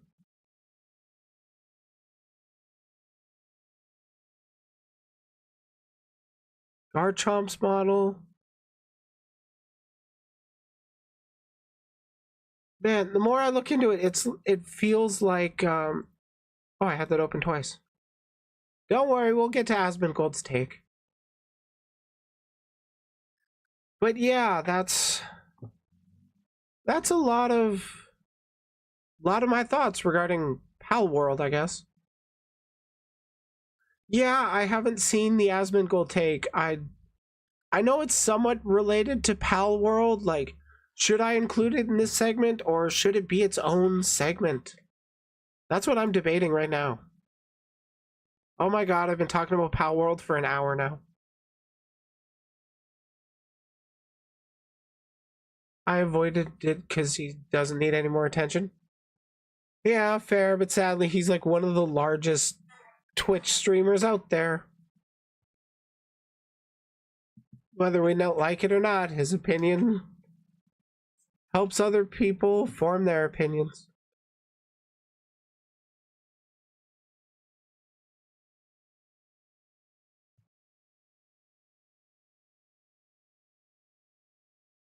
Raising an army of people to destroy art. Yeah, like I heard that that take has less to do with PalWorld specifically and is more problematic regarding, the referral to artists and AI content. Because I'm not calling it art anymore. It's not AI art, it's AI content.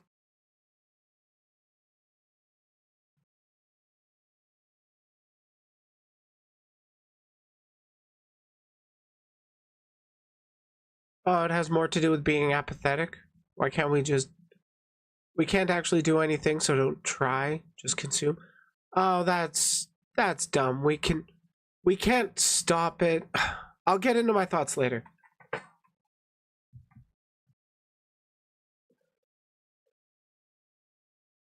Or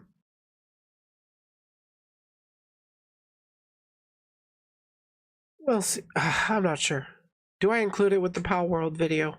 Do I not?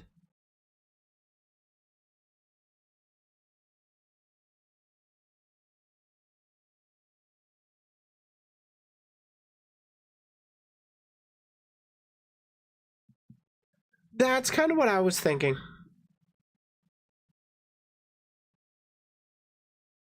Yeah, I think I'll just end the segment for PalWorld. But I wanted to cover or talk about PalWorld before I even bothered covering that. Because I knew it was like tangentially related, but I figured he was speaking more broadly, given other people's responses to him that I have seen.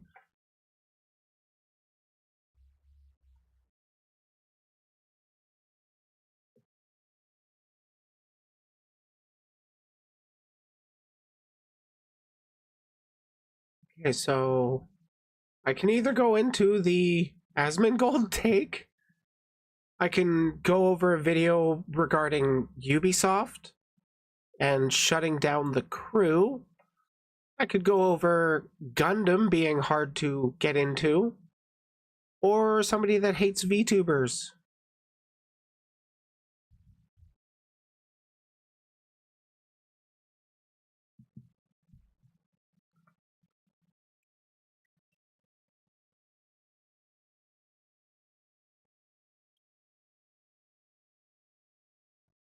let's go with VTubers because it's like an 11-minute video. Or not VTubers, Gundam.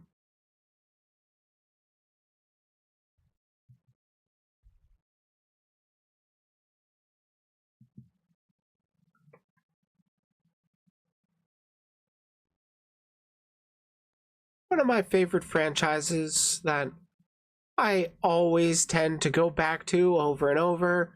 I love to build their model kits. Mobile Suit Gundam. A lot of people that don't quite know about Gundam, they can feel pretty overwhelmed with where to start because there are so many series out there. I personally don't have one specific series to recommend for any individual person. I would have to get to know somebody before I have an idea of which series I think which series I think might appeal to them the most. Gundam actually has quite a bit of variety.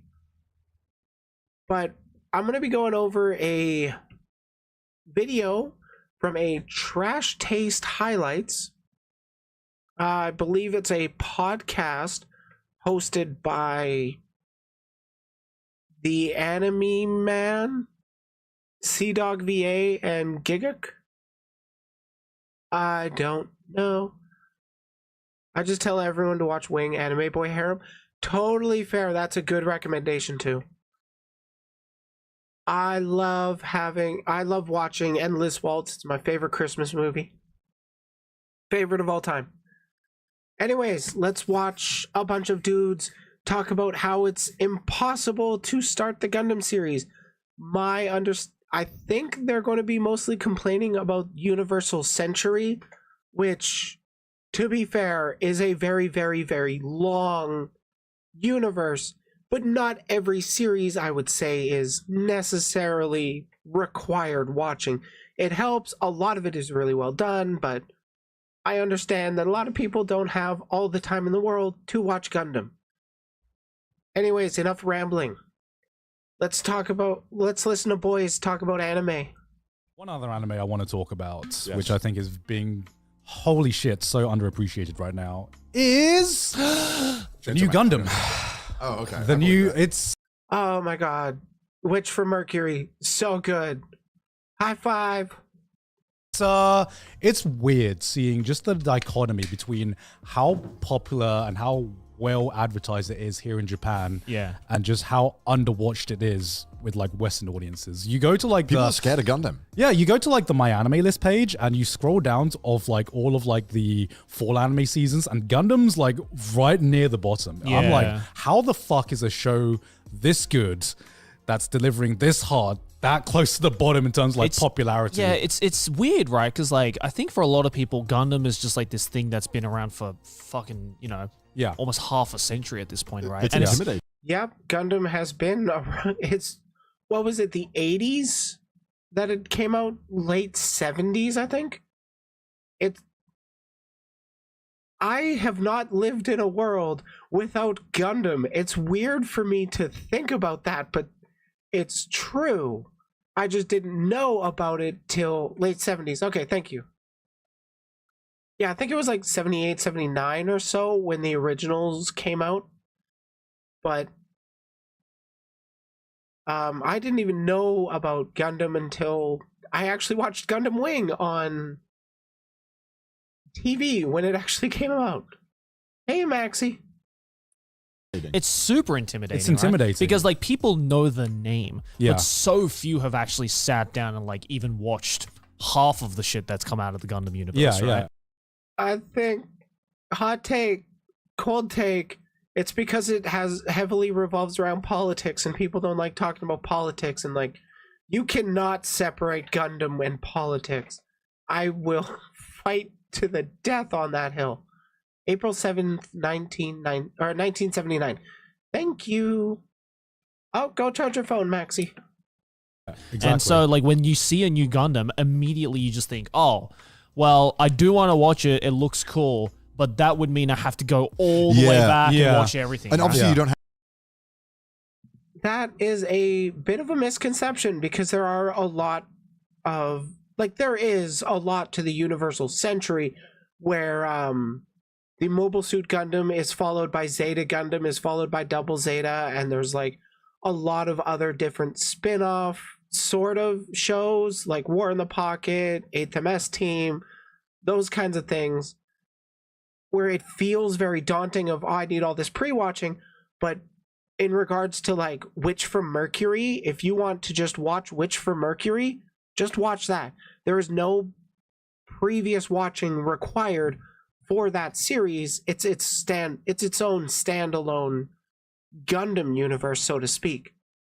Keep your politics out of games and anime. I don't want your woke BS in media. Just leave me alone with Final Fantasy VII, Metal Gear Solid, and Gundam. Oh my god, I love that some people unironically argue that. Have to, right? You don't have that's- to. No, absolutely not. But it's kind of like, so there's, I'm gonna sound like that person again. Oh, God. So there's like Go on. there's like several different timelines in Gundam, Hey, he sounds like me. and so there's one main timeline that's kind of like the MCU, where it goes all Oh, it's the like way. Fate. Yeah, kind of, except things are in chronological order, right? Yeah. So it goes, and that timeline goes all the way to the very, very first Gundam that was made in Yeah. like 1970 or something. And I haven't watched any of those Gundams because I'm I'm a real fan. I was waiting for the Fate comment. To be fair, I don't know anything about Fate at all, aside from the fact that I like Astolfo. I will not elaborate why. that guy who wants to Rule 34, that's why. really immerse myself and know every little Easter egg and stuff like that. Right. So in order for me to enjoy some Gundams, like for example Gundam Unicorn or Like you know Thunderbolt. Giga, is that the guy on the right who did the video on Fate? Something cool. I'm not sure which person is which. I just know Sea Dog VA because he collabs a lot with Iron Mouse, and their collabs are really funny. Hey, it's that cute femboy I was talking about. Or Gundam Hathaway. I would need to go all the way back to the beginning to get the full appreciation of everything going on. You don't need to. Like I'm not saying you need to. This is a me thing, you know. I will say, yeah. If you wanted to go watch Gundam Thunderbolt, you don't necessarily need to watch the very original Gundam. It just kind of helps explain the world that you're in, because like with Gundam Thunderbolt, it's like a 4-episode series. I don't know about Hathaway. I do want to watch it. I haven't gotten around to it.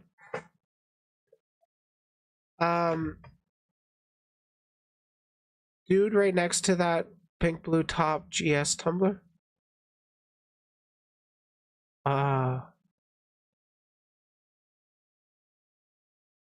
This is Gigak? Okay. Yeah, again, I have no idea who they are. Where was I going? Yeah, with Thunderbolt, it is part of the Universal Century, the quote-unquote main timeline, but you don't necessarily need to watch the other timeline stuff. It just helps flesh out the world, like your understanding of the universe that it's in. I've been trying for years, like hyping myself to be like, all right, this is the day where I start my Gundam journey. And then when I look at the list, I'm just like, maybe next week. Yeah, exactly. You know what? I'm going to go on my little bit of a Gundam journey and tell you guys how I really got into it. Because, like, I'd mentioned that I watched Gundam Wing as, like, a teenager, but I wasn't really super into it. I enjoyed the show, I thought somewhat positively, but I didn't really go through and watch a whole lot of the Gundam series at the time. It wasn't until, I want to say about 6 years ago now, where I went to an anime convention with my younger brother, and that was where we bought our first Gundam model kits that, like, we bought ourselves. Take care, Maxie. And we actually built, I bought the Heavy Arms Custom from Endless Waltz, the blue one with the double Gatlings. We actually ended up building those at the convention and kind of getting hooked on the model building and eventually we would start buying more and more, and found and came across what was just coming out at the time, Gundam Build Fighters Season 1 with Sei and Reiji. So we kind of got into like a sort of habit, so to speak, of building our model kits together while watching through that. And then we started, like, the first time going through, we caught a couple of references, not too much. But then we watched, or then we got a bit more into Gundam, and then we started checking out some of the other series.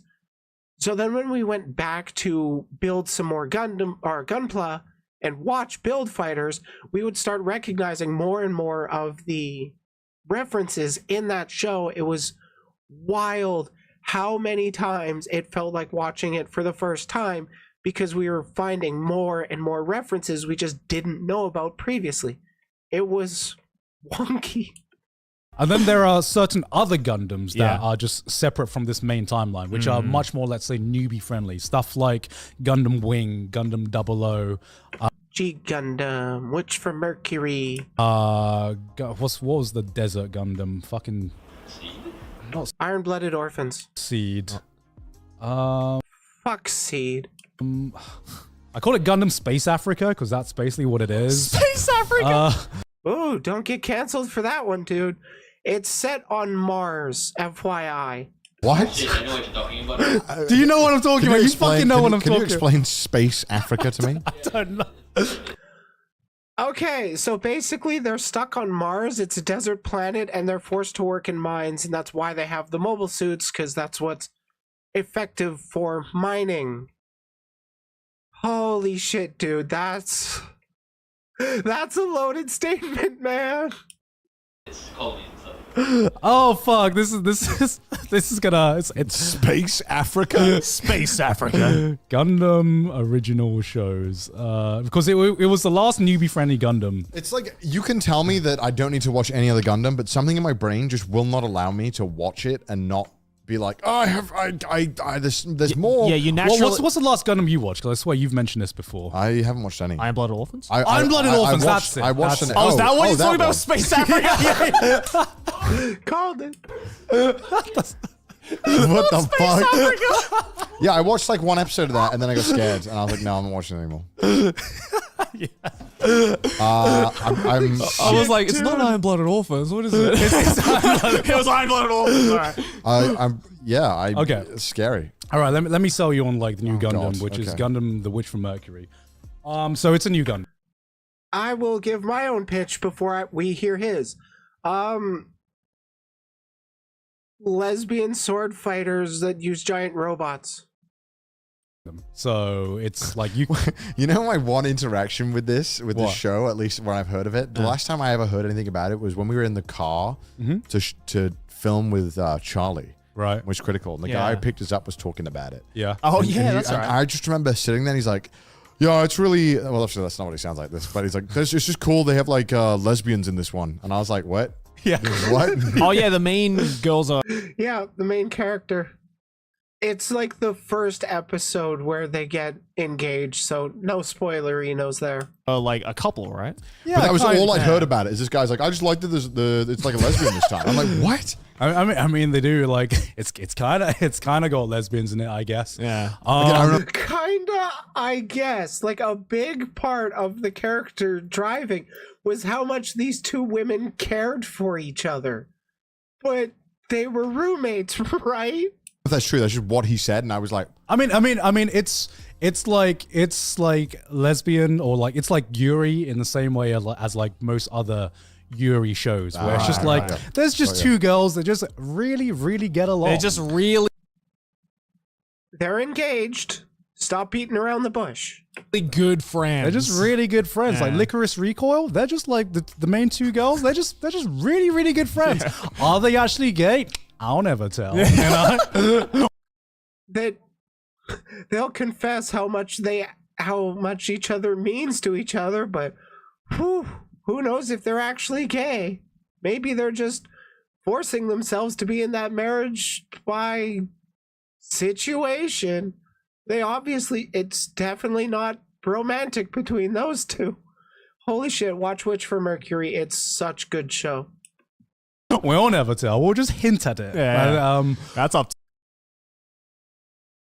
They do confirm it. you. yeah, that's up to you to decide, Dojin Artist. But no, so yeah, this is a completely newbie-friendly Gundam, so you can get into this knowing nothing about Gundam. I think it's designed that way as True, well. actually. And one thing that Gundam has always been, like, one of the main selling points about Gundam has always been the politics, right? And normally, a lot of times, it's been about the politics of war, right? You have two warring nations, and that's been a lot of, like, mecha in general. What I really liked about Gundam The Witch from Mercury is that it focuses more on, like, corporate politics. So it's set in the... Yep, that was also a pretty big drawing point of Witch from Mercury for me. Excuse me. Where it's a critique of, like, a lot of corporate activity. It's showcasing that. It's making people angry about how corporations actually act. That's one of the big appeals for me for Witch from Mercury. You know, aside from the lesbians that fight in giant robots. In this world where this whole corporation, like mega corporation, controls basically every kind of giant robot, every mecha that's made. I don't know what kind of system they live under. It kind of feels like a space anarcho-capitalism. Because, like, I don't know of any governing body. It just seems like it's corporations that work together, and the most powerful are the ones that dictate what can be done. So Right. Google. Huh? Google. So Google fucking, like, imagine if, like, Elon Musk Bezos Max. or Bezos Bezos. Max. Yeah, Bezos, yeah. imagine if Amazon took over the world, which they're basically, and just had a monopoly on giant robots. Okay. That would be this, like, corporation. Right. And within this corporation, there's, like, branch companies that vie for power within this one giant mega corporation, right? And obviously every different branch companies makes different types of giant robots and different mechas and stuff like that. And obviously there's a special kind of robots called Gundams using gun technology that obviously is like super fucking OP and stuff like that. But it got so OP that they banned the technology in this company by kind of like killing everyone off and stuff like that. Yeah, it's simplifying, but yeah, that's what happens. That also happens in the pre-season episode 0. So, like, I had watched the episode 0, which was a very stark contrast to the rest of the season. So, FYI, what he's describing here is literally that episode 0 that sets up Witch for Mercury season 1. I don't know if they're going to do season 2. Like Fucking- I doubt they're going to do season 2. They might, but I doubt it. Yeah, You could, you could have just like made them unemployed. But yeah, exactly. let's take it out. Just pop, pop. Just Men in Black, the Yeah, exactly. And I really liked the fact that they didn't go down the, they didn't just go down the war route again, because I found like Gundam, when I see Gundam and I see like another war story, I'm like, okay, I've seen it before. In fact, I've seen it so many fucking times before. But just seeing them still have a show like steeped in politics, but just shift it into like corporate politics and just like vying for like power within this big mega corporation. I thought, yeah, that's a really interesting take. Like seeing like one scene that stands out. Yeah, I definitely agree with him here. Like the majority of the Gundam franchise is critiquing war. It's showing, in a lot of cases, the negative outcomes of war, how it affects the individual people, how it affects other things, how it affects the world in itself. But with Witch for Mercury, it was a lot more of the, what would it be like if we lived under anarcho-capitalism and had giant robots? Out to me, it's like one of the main characters, one of the main girls has to like pitch this company idea to all of like these mega corporations. One of the main lesbians. To all the leaders of all the branch companies, be like, please invest in my company. We are going to make they basically do a pit like a fucking Shark Tank investor pitch just with fucking giant robots and Gundam, and I'm like, this is actually pretty cool because it's like cool, that's an original take on Gundam. Yeah, for sure. And They've run out of like normal story points. They're like, Shark Tank, fuck it, fuck it. Let's fucking let's Shark do Tank. anime Shark Tank with Max. What could go wrong? That sounds epic. And it's just a lot of these branch companies trying to sabotage each other, and trying to make like the best giant robots they can. It's written by the same person who wrote Code Geass as well. Okay. So I didn't know that. Maybe I should watch Code Geass. it's got a bit of like high school hijinks in it, but that's what you expect with like Code Geass. Why the fuck is there high school He's hijinks? 60% less. I'm gonna be real. High school hijinks and that drama is why I don't like Seed. So maybe I won't like Code Geass, cause like that the high school hijinks is not what drew me to Witch from Mercury. It was A, the lesbians and giant robots, and B, I agree with the it's a different take. That was what also interested me with Witch from Mercury, having it be different than just another war story, despite the fact that those war stories are still important to, get out there and ingrain in people's heads. Excited to watch it now. Because You just made it sound sick, and then you're like, by the way, they're in high school. I did need to mention that because they needed to add giant robots fighting somehow, because it's a But fucking why high Gundam. school? Huh? Why high school? It's a high school where basically it's a high school. Is it like a business school? It's a privileged high school where daughters and sons of all like the leaders of all these mega corporations kind of like send their kids to this one school, and how they settle any dispute in the school is by setting a duel. I like that. A duel. Fight. Might makes right within the bounds of this school. So like, if you're arguing with somebody and then you challenge them to a duel, doesn't matter whether you're objectively correct or not. Like if you're arguing over 2 + 2 equaling 5 or 4, if the guy saying 5 is a better fighter, then the answer becomes 5. That's essentially how they handle conflict and disputes in the school itself, with mock battles. So like none of the students actually get hurt in the mock battles. They set. We should bring that back. That's how the term starts off. Is that one of the girls is betrothed to one of the kids in betrothed to one of the kids in one of the other schools. Getting married. Nice. Yeah. And then there's this main girl who's like comes from like a peasant family, like poor girl. Just like me for real. She just like me for real. She challenges the guy to a duel, and by winning the duel, she inadvertently also means that the other girl is betrothed to her as well. Oh, okay. Because that's the rules of the duel that was set. Like, are they like physical duels, or are they like, how many stocks and bonds can I buy in 5 no, minutes? You're fighting with your gun with your Gundams. You're fighting with your Gundams, and that's how you duel. That's how they let teenagers settle disagreements, because that never goes wrong ever. That's the physical like giant robot duels. Oh right. Yeah. Okay, yeah. I feel like they added that because they're like, we can't make an entire Gundam just on stocks. They should do that. They should try it. Fuck, it. we need to add giant robot fights in this somehow. I feel like Gundam fans will, though. They will watch stocks. As long as you say they're trading robots, I think Gundam fans are like, okay. It's like, my model has Tesla technology. Watches the stocks rise. Yeah. But honestly, it's giant robot fights. Fucking amazing. It's one of the prettiest looking mecha shows I've seen in a long time. Okay. True. Production values off the scale, but also I think more people need to watch it. And I think people are scared just because it's Gundam. And I'm just like, just fucking watch it. If you ever have been curious about Gundams, or if it's just been a long time since you've watched a giant robot show, I think this is like the perfect show for that. Yeah, I think another big reason. I would definitely agree with that. If you've been like kind of on the fence, hey, Gundam's been kind of neat to look at, but I have been kind of intimidated to jump in on. Check out Witch from Mercury, at least a few episodes.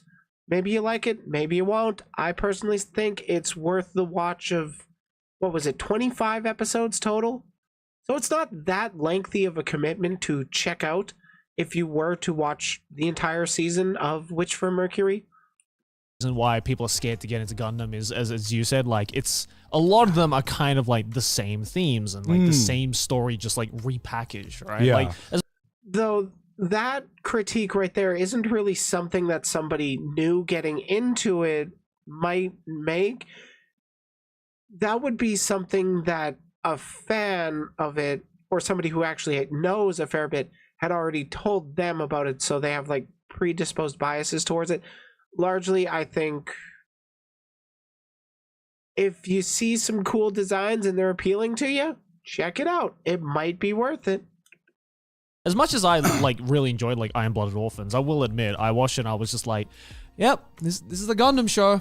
It's a Gundam show. I think that's also the same reason why I never got as invested in 86 as I thought I should have. I mean, I know your opinions on 86. I got tried in the court of public opinion for saying that shit was, exactly. that shit was garbage. Yeah, I mean, I enjoyed 86, but like, it was just seeing like another mecha show about war, and I'm just like, okay, I've seen this before. You know? I've seen it's like different flavors of the same thing. I'm trying to remember what he means by 86. I've drawn a blank on that one. And not saying that that's a bad thing, but it's just like a story that I've seen before. So I really appreciated Gundam the Witch from Mercury, like just taking like a different route to giant robots, but still making it political, which is one thing I've always liked. Here's the question: is it canon with the entire like universe, or is it no, like it's a spin-off? not. Yeah, it's its own separate entity, which is why I say it's like you can jump on as a newbie knowing nothing about Gundam, because it's got nothing to do with. Yeah, I'll be honest, I probably won't watch that. Yeah, as soon as I mean, it doesn't always appeal to everybody, but hey, if you like the idea of giant mechas fighting each other, Witch from Mercury is worth checking out. But yeah, there's a lot of series that are potentially recommendable. As much as I dislike Gundam Seed, if you want to know the gist of what happens with the very original Mobile Suit Gundam, but you want more high school drama, check out Gundam Seed, because it's like basically beat for beat the exact same story as the original Mobile Suit Gundam. But there's a lot more high school drama and literal Jesus moments. That was a weird time. Some of the designs in that were cool, but largely I'm not a fan of Seed. But I recognize that it has a massive fan base. They're just wrong. People like what they like.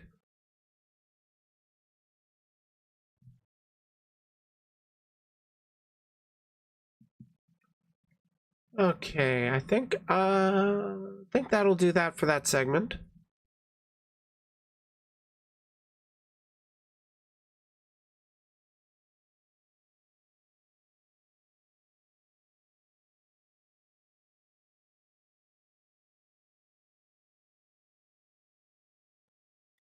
I think it's time I go into Asmongold's statement.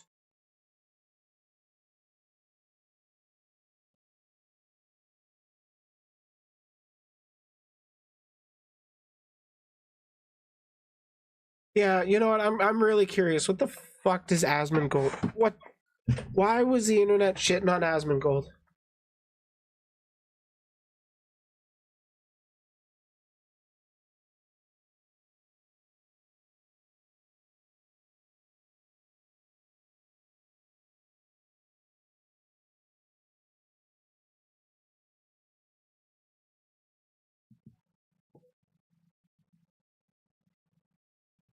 Pretty commonly known Twitch streamer Asmongold was recently dragged on Twitter for a clip that got posted.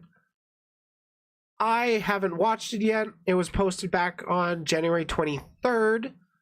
So, you know what? A lot of people have been talking about it. I've been very, very curious what was actually said, and I wanted to experience it with you guys. because I like taking psychic damage together. It's a community building thing. Let's see what he has to say. I know it has to do with PalWorld loosely and AI. So let's find out what this shitstorm's about. To expect me to draw a moral line, I have to perceive a difference that I consider substantial. And I do not consider the difference substantial. Do you guys? No. Right. No. And that's really what matters. If it was made with AI, I'm completely okay with that because it was fun. Oh, that'll get people to get mad at you because it was fun. Yeah, there's a lot of angry people that don't like it when artists have their work stolen and fed into a generative AI without their consent. And just being like, I don't care because it was fun, is a very bad way to handle it. Like, yeah, the genie's out of the lamp. You can't get it back in there with generative AI. We just kind of got to learn how to... Not learn how to. We just got to make sure that it is handled right with legislation, how it's used, and being like, I don't care how you use it as long as it's used in a fun way, leaves the door open in bad ways. I think that it should be, if you're going to use copyrighted material for your generative AI to produce images and then sell, you should pay a licensing fee to all of the copyrighted content you are using, because that's how it works with every other instance. The evidence is doesn't that matter. Nobody really cares the lead about this. developer has been very positive about AI. A lot of people do actually care about this. That's why you got dragged on Twitter, dude. AI in the past and made an AI game. We're gonna play called this, by the way. AI Art Imposter that lets an AI artist draw a picture. And so that was like one of the games. We're gonna be playing this week. Yes, just generally has been much more positive about some of the benefits of AI rather than what is the normal sentiment amongst artists and I guess general Twitter population, which is that AI is bad and it takes jobs from people. Well, AI and the sentiment from artists opinions don't matter. It just doesn't matter because Holy shit. No wonder he's getting dragged. Because of this frame. I don't know if he truly believes that artists' opinion don't matter, or he might be going into a point where it doesn't matter per se, that it will be stolen anyways. But this out of context clip is not a good look. He genuinely believes. Oh boy. Wait, he does. Because what matters is the opinion of the people that are buying the product. Like, it doesn't, like, your opinion on it, like, just because you do it doesn't, like, nobody cares. Am I understanding that correctly? It doesn't matter if you get stolen from, it matters if people buy the stolen work. Like, first of all, I don't even think PalWorld did steal this stuff. I think it's, I don't know, creatively bankrupt, sure. But I don't think it stole stuff. And even if... Don't think, just consume, who cares? Yeah, it's very no-think, brain-dead content. It's psychic damage, yeah.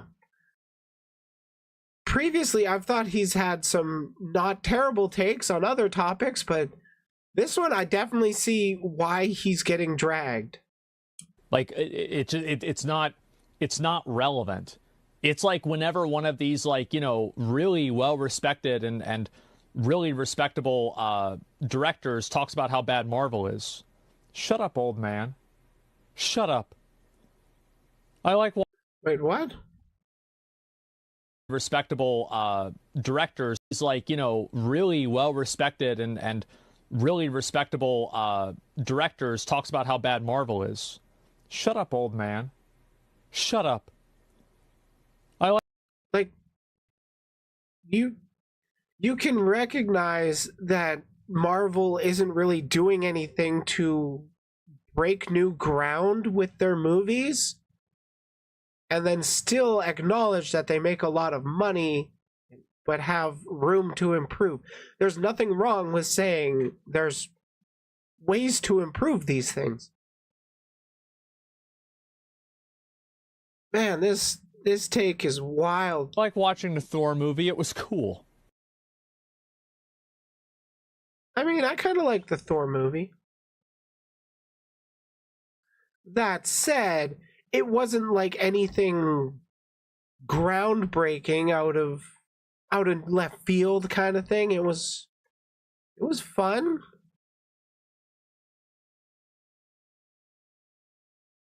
So Asmund got a lot of pushback before they were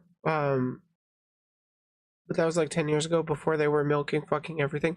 That's just kind of how it goes with late stage capitalism, where the big corporations aren't trying to do anything new. They're just making sure they get that return on investment kind of thing. They go with the safe bets.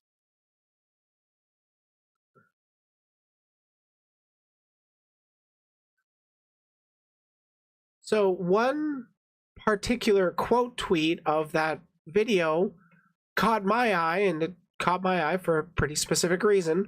But the quote tweet goes as, quote, "Artists' opinions don't matter. What matters is the opinion of the people buying the product.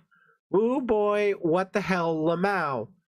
It doesn't really seem like anything out of nowhere or out of the ordinary with what's been going on, but it did catch the eye of Asmund Gold, who responded, "Am I wrong about this? Looking at so many people angry with what I had said is kind of shocking to me.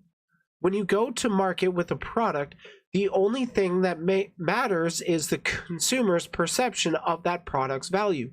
When did this become wrong?" Now, what he's arguing is not necessarily wrong. The way he was arguing that, or the way he was arguing really came across like it's just completely irrelevant that people have this stuff stolen from them and it's profited on. So like in instances where that does happen, it should most definitely be called out and even legally acted upon if possible. But yeah, I think there's I'm trying to remember something. My mind's like drawing a blank a bit right now. He's basically saying IP doesn't exist and shouldn't in a very, very dumb way. I can sort of see that. I can see how that can be a logical extension of the arguments he's making. Because, like, yeah, at the end of the day, he's just kind of arguing that all that matters is that the product sells. It doesn't matter how you make that product. That's the interpretation that I'm getting from this. And, well, when you come out with a statement saying something along the lines of artists don't matter, they're going to be stolen from anyways, it comes across as just give up. That, at least that's how some people will take it.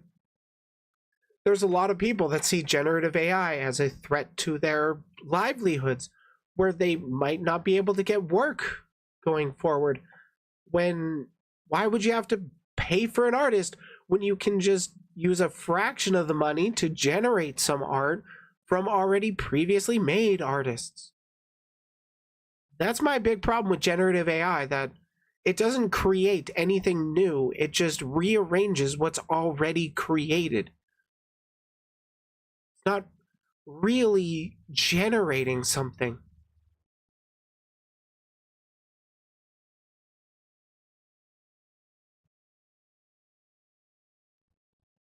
But yeah, I can definitely see why he got the pushback about that, and that's Pretty wacky take. Pretty wacky.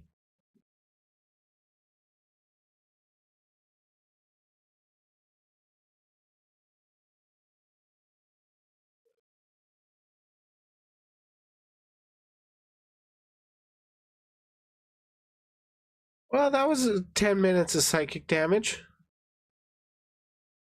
Got like 2 more videos to go over too.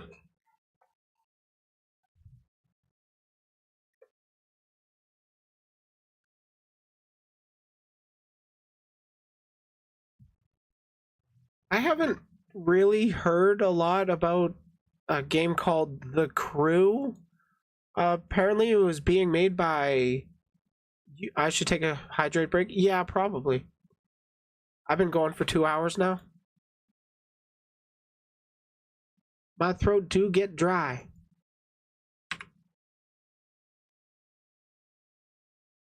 That was a lot of psychic damage. I mean, it's a lot of my streams.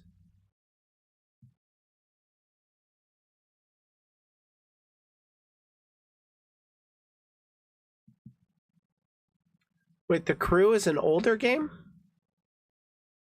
Because, like, I had somebody drop in my React requests a video about The Crew. Like, it's got Let's Sue in the thumbnail, so obviously cover that. But yeah, I literally know nothing about The Crew. I know nothing about this Accursed Farms channel. But yeah, I'm gonna go step away, get some water, because turns out soda pop ain't good for hydrating. Who knew? It was released in 2020? So like a 6-year development cycle?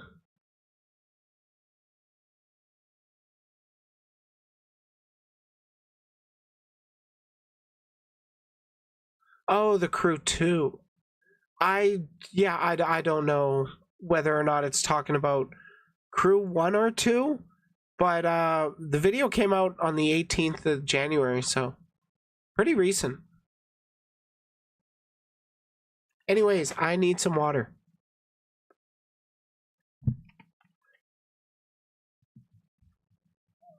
Mute, damn it.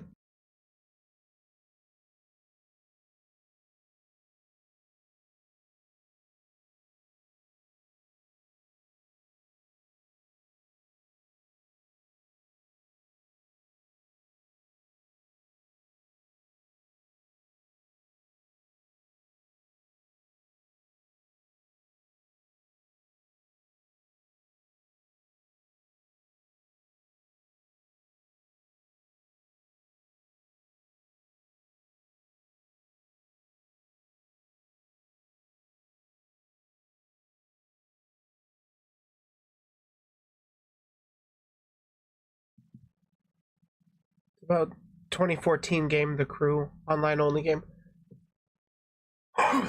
Yeah, I don't know anything about it.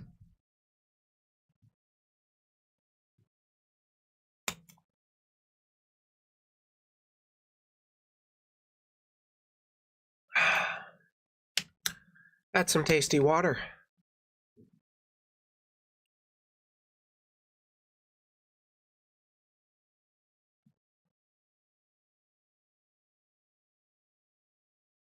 Okay, yeah, I don't know literally anything about this game, The Crew, but apparently there's been some shady corporate dealings by Ubisoft.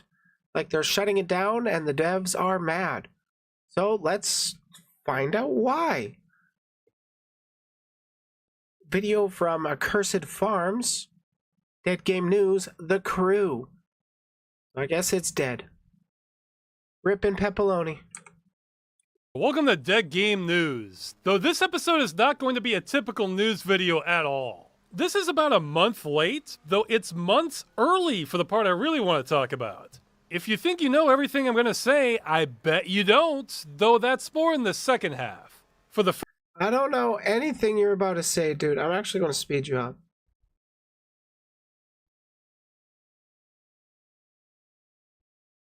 first half, on December 14th, Ubisoft announced that they're exactly the bastards I was always afraid they were, and will be shutting down The Crew on March 31st of this year. Ubisoft, notably perfect and widely loved company. In December, we launched The Crew, our beloved game and franchise. Blah, blah, blah, blah.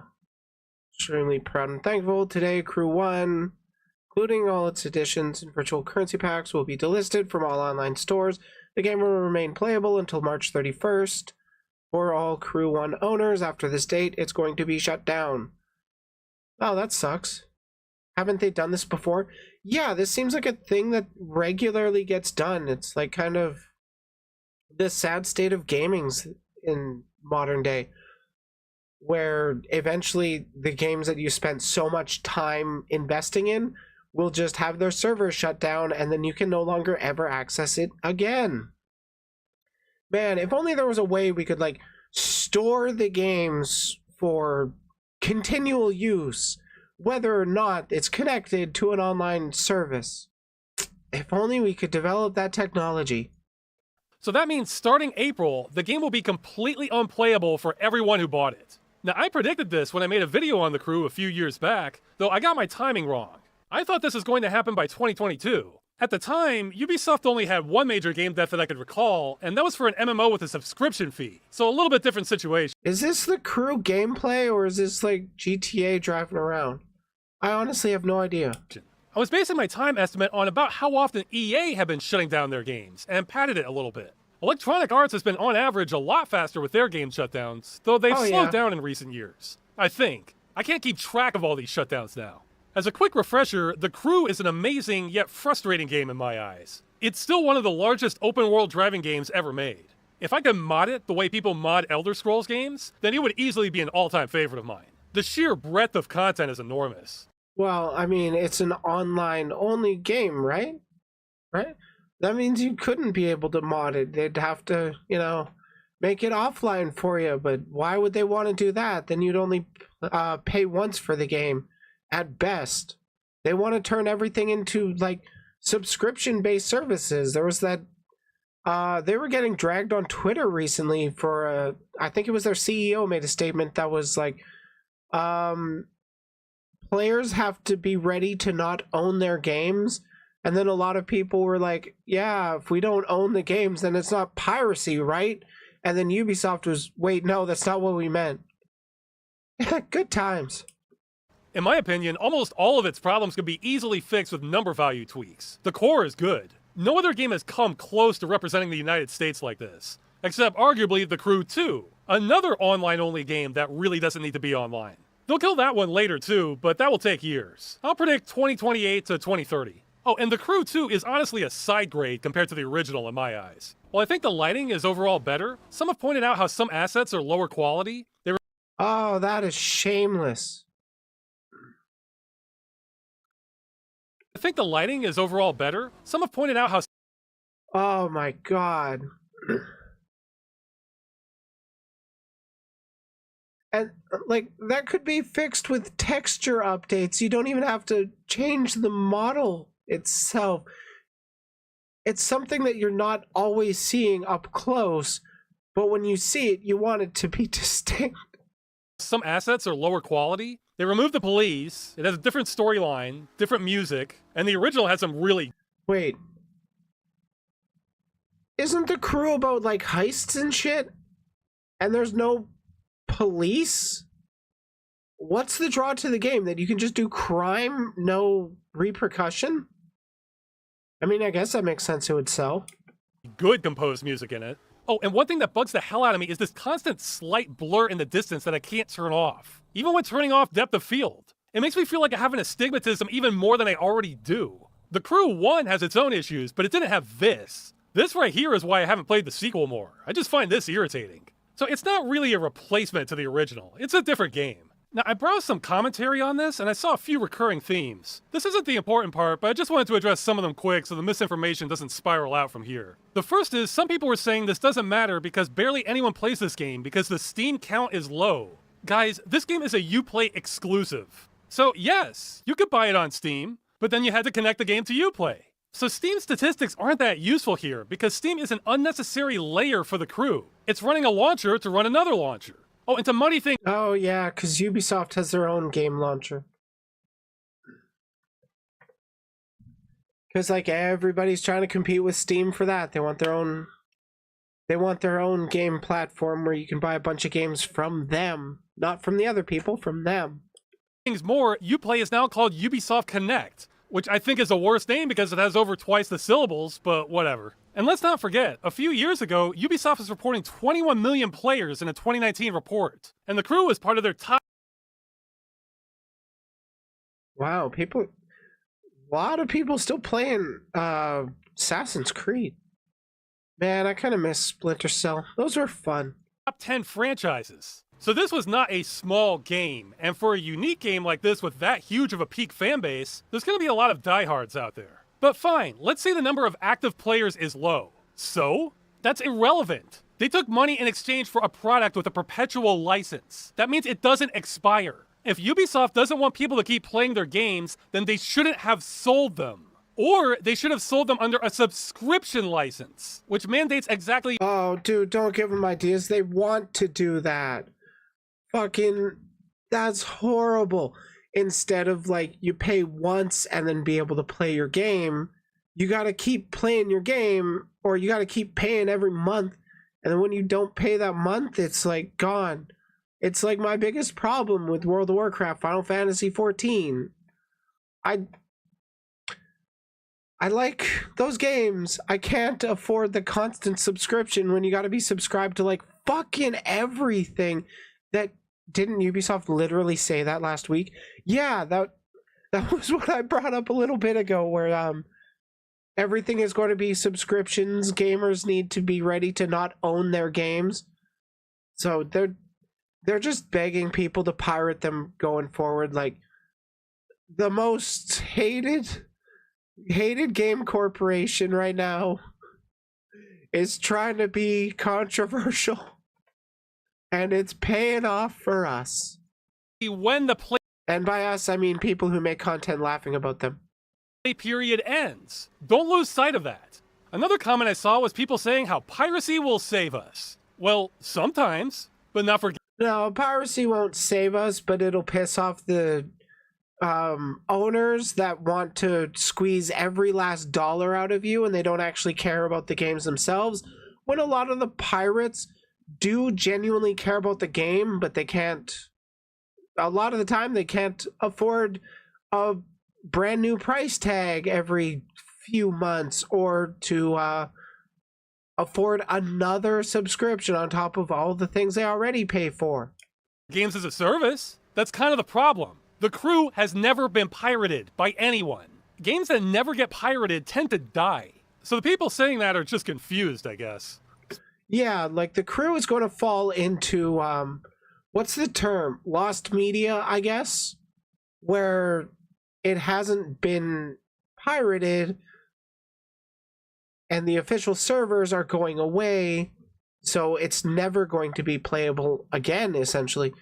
There are some games that happen to fall into lost media that actually make me really sad, like SD Gundam Capsule Fighter, one of the best experiences for a shooter or a third-person shooter with a Gundam team fighting setting. I really, really enjoyed that, but sadly the servers shut down and there were no private servers that emulated it, so it's just gone. Speaking of which, another comment I saw a lot of were people saying this is exactly why they buy physical copies, not digital. Okay, I'm beating a dead horse here, but what does this look like? Here you go. PC, Xbox. It looks like Photoshop, so I don't know what you're talking about, bro. Xbox 360, Xbox One, PlayStation 4. I'm seeing a lot of physical copies here. Yeah, like you can also buy a physical copy of World of Warcraft or Guild Wars 2 or Final Fantasy 14, but they're still online services games.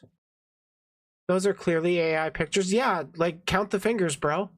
And yet all of them are going to be unplayable starting in April. Physical copies of games don't protect you against anything. Not having to connect to a company server is what protects you. Nothing else matters. You guys are mixing up correlation with causation, though I'm not sure there's even the correlation now. Now, a few people pointed out to me months back that someone was looking at the executable in a hex editor and found references to an offline mode and a screenshot of a production version of the game. That is literally infuriating, where there was an online mode in the guts of the programming, but they refused to let that be available. That's just shitting on their actual fans that enjoy the game, that are going to miss this. God damn, people need to crack this. I don't even care about the crew, but I think if it's going to fall into lost media anyways, crack it for the offline play. But who knows, Ubisoft might hit them with cease and desist. Game was posted. Apparently it's just a flag they need to turn on, except it's encrypted, so we can all go to hell, right? Oh, Maybe. fuck. I mean, my fingers are crossed somebody cracks it, but Come the on, whole hackers. point of encryption is to make things difficult to decipher. So Difficult, but not impossible. Come on, Skid Row. I'm not holding my breath. Though knowing that a game could be very easily saved just kind of adds insult to injury if that never actually happens. And Oh, that's 100% true. The people that learn about this and then it still falls into lost media are just going to be extra salty towards Ubisoft. of course, there were the usual comments saying that since the terms of service said Ubisoft can do this is all totally legal. Well, I've discussed that at length in another video, but a quick recap is no. What is happening here is an untested legal gray area that may not hold up in court. But yeah, a unique and remarkable game that millions of people paid for is being destroyed. I'm pretty upset about this, but honestly, I feel almost the same as I did years ago, knowing this is going to happen. I told you, when it comes to games, I'm like that Cyclops from Krull and can see the deaths coming. I hate it. In fact, I hate it so much, I'm getting sick of reporting on this sort of thing and would rather do something. And God, I can relate to that, but excuse me. What can we actually do, besides keep talking and shitting on Ubisoft? Like, really, what can we do? Vote with our wallets and not pay them? Oh, okay. I think if we can raise public discourse to the point where they just can't ignore it, maybe they will do something, but maybe they'll just middle finger everybody and keep doing the same thing. We don't know. It is Ubisoft. it hit me. This is actually close to a perfect scenario for taking legal action. Again, the game had 21 million players at one point. Now that number may be misleading since Ubisoft gave the game away for free as a promotion in 2016, but there's a statement. But Asmund says I should just consume. Who do I listen to? I don't know. Follow your heart. That's what Disney teaches us, right? Oh wait, Disney is corrupt too. From 4 months earlier that it sold at least 5 million copies. So this is not some small fry game. That's a lot of potential plaintiffs. This is a high-profile game that was sold in stores under a perpetual license, and the buyers are going to be left with nothing. Wait, so they literally did? They did say perpetual license for this online service? Oh my god. Yeah, I could see a class action starting up, but also, again, I am not a lawmancer. I can't speak for legality of stuff, but I would not be surprised if a class action lawsuit starts up. This is about as perfect an opportunity as we're going to get to challenge the system on this. So that's exactly what I want to do. But I'm absolutely going to need help, and it's not clear to me what the best course of action is yet. So that's what the second half of this video is. This is essentially going to be a public brainstorming session for how to proceed from here. When I made the Games as a Services fraud video a few years back, I have watched that picture. I have watched that video. He knows his shit. I like this dude. And typically, when I do really enjoy somebody's content and enjoying their video, I'm not going to. I don't want to watch their full video on stream and just reboot their content. In this case, I don't feel as bad because it's not like a high effort video essay going on. It's driving gameplay over conversation. I'm more than happy to respond, especially with the second half of this video, as he said, being a public discussion. I'm going to weigh my voice in too.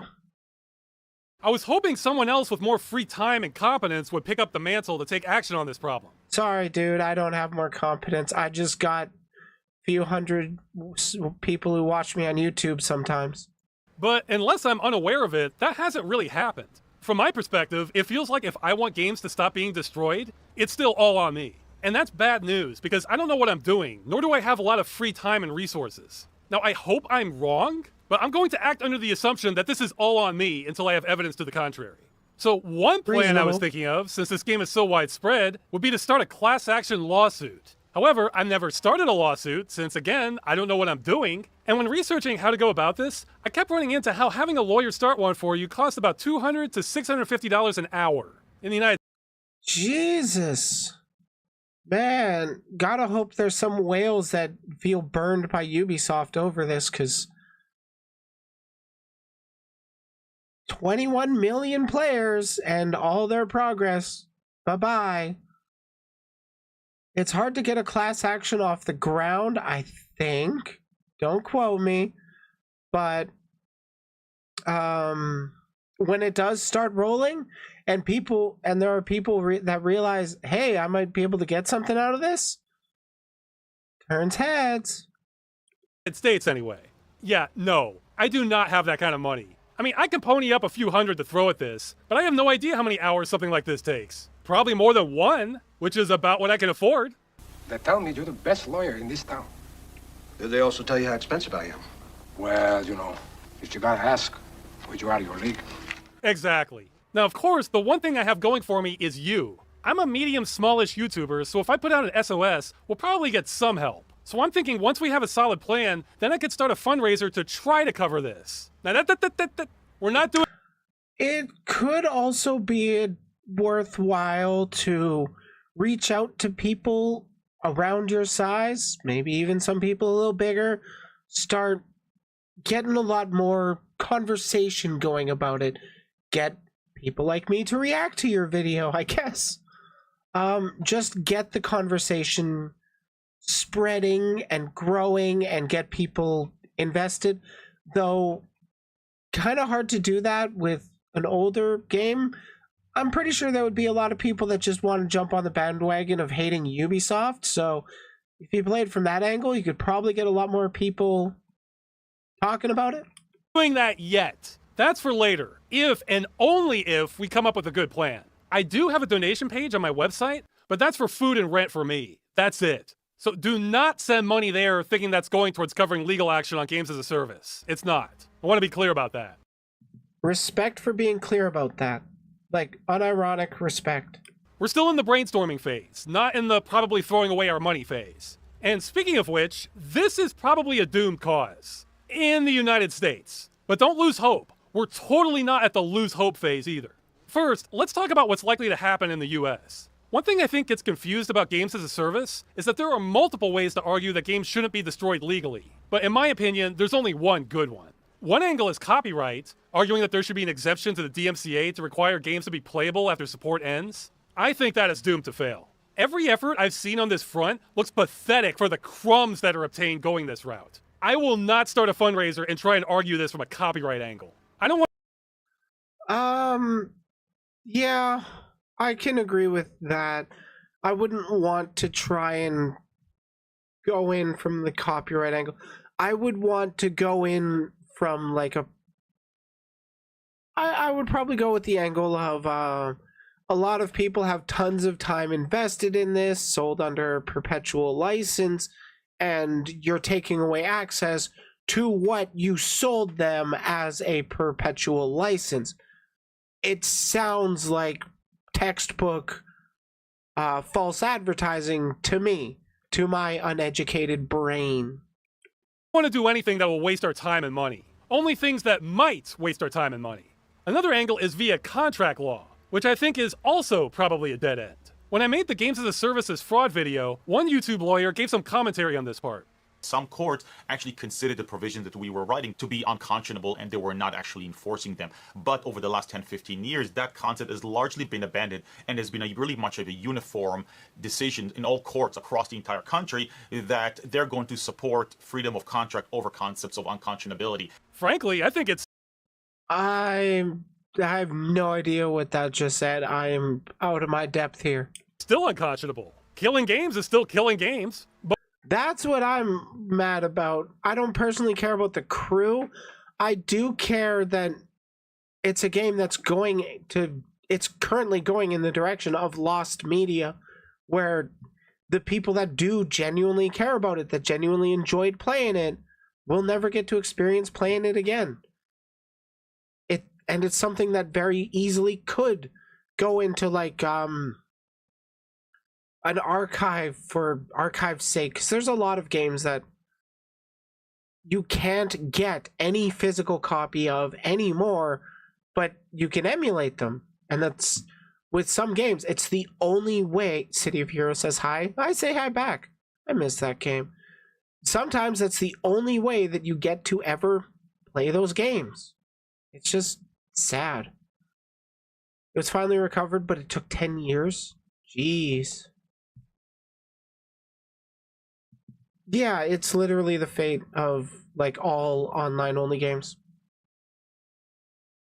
And I guess the most frustrating part with the crew is that it doesn't have to be online only. They just make it online only because they want to keep you on their servers for whatever reason. Keep pushing you to buy those microtransactions.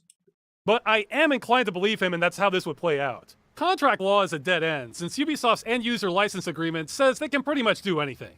But remember, this is not a legal document, and they are trying to use this to take away your ownership and evade consumer law. I think the only angle where we have a chance of winning anything in the US is via consumer protection law. But even then, I don't know. I don't know anything. Sometimes it's just for anti-cheat because they're lazy. Honestly, if you're cheating in an offline game, who cares? Play the game how you want to play. Don't let it affect other people's experience of trying to enjoy the base game. That's why I don't like cheating in online games, but I don't give a shit if people are going to cheat in an offline game. Odds are not good. I think the argument to make is that the crew was sold under a perpetual license, not a subscription. So we were being sold a good, not a service. Then the seller rendered the game unusable and deprived it of all value after the point of sale. Now, it's possible that argument won't hold up either, in which case I think there's no possible way to legally stop this practice. It does seem like that's the most likely to succeed, and we are trying to kind of grasp it at straws with maybes. At least in the United States. But to the best of my knowledge, this angle has never been tested in court and might actually have some teeth. See, one thing worth considering is while gamers are likely well aware of this problem, non-gamers aren't. Most of them don't realize just how bad consumer practices are in the games industry. They're often surprised when you explain it to them. Now, I've gone over this in length before, so I won't do it all again. I'll just say for non-gamers, a decent analogy for games as a service is like buying a car that you paid full price for, then later, usually a few years down the road, the dealership comes and repossesses your car, even though you paid it off. In any other industry, this would be theft. That's the simple version. The more accurate analogy would be you buy the car, but there's a line in the fine print saying they can destroy the car whenever they want, but they won't tell you when. Then sometime, usually a few years down the line, though not always, they send a signal to your car that melts down the whole thing into a lump, so it's completely unusable. Now you might think, doesn't that still sound illegal? Well, yeah, I think so. Some people confuse this. But no, it's not illegal, so because it's in the fucking contract. Still, I think it should be illegal. It's pretty fucked up. So Elise, yeah, pretty much. With renting, since the practice is similar, except with renting, you're told up front a specified time duration when you can use something, and the prices usually reflect that. The vast majority of games as a service do not do this. They just decide arbitrarily when and if they let you keep using it, but still charge you full price. In practice, you have no guarantees at all. Hence why God, there should be way more transparency with the games as a service market, but largely I think a lot of the games as service games are pretty predatory. I think we could develop better games that don't have to be services, but what do I know? Why I want the courts to examine this. But even if you don't give a damn about games and think they're just for kids or whatever, it's about more than that. It's about taking away the concept of ownership. Because the more companies get away with it, the more this comes for real-world products as well. And hey, kids do play games. Do you want them slowly learning that they're not allowed to own anything, even when they pay money to buy a product? That's what some people want. Some people want you to own nothing and be happy about it. Yay, capitalism. Yeah, that should give them a positive outlook, right? So if you like the idea of owning things that you buy, then you should probably... Technically, ownership hasn't been true in a very long time.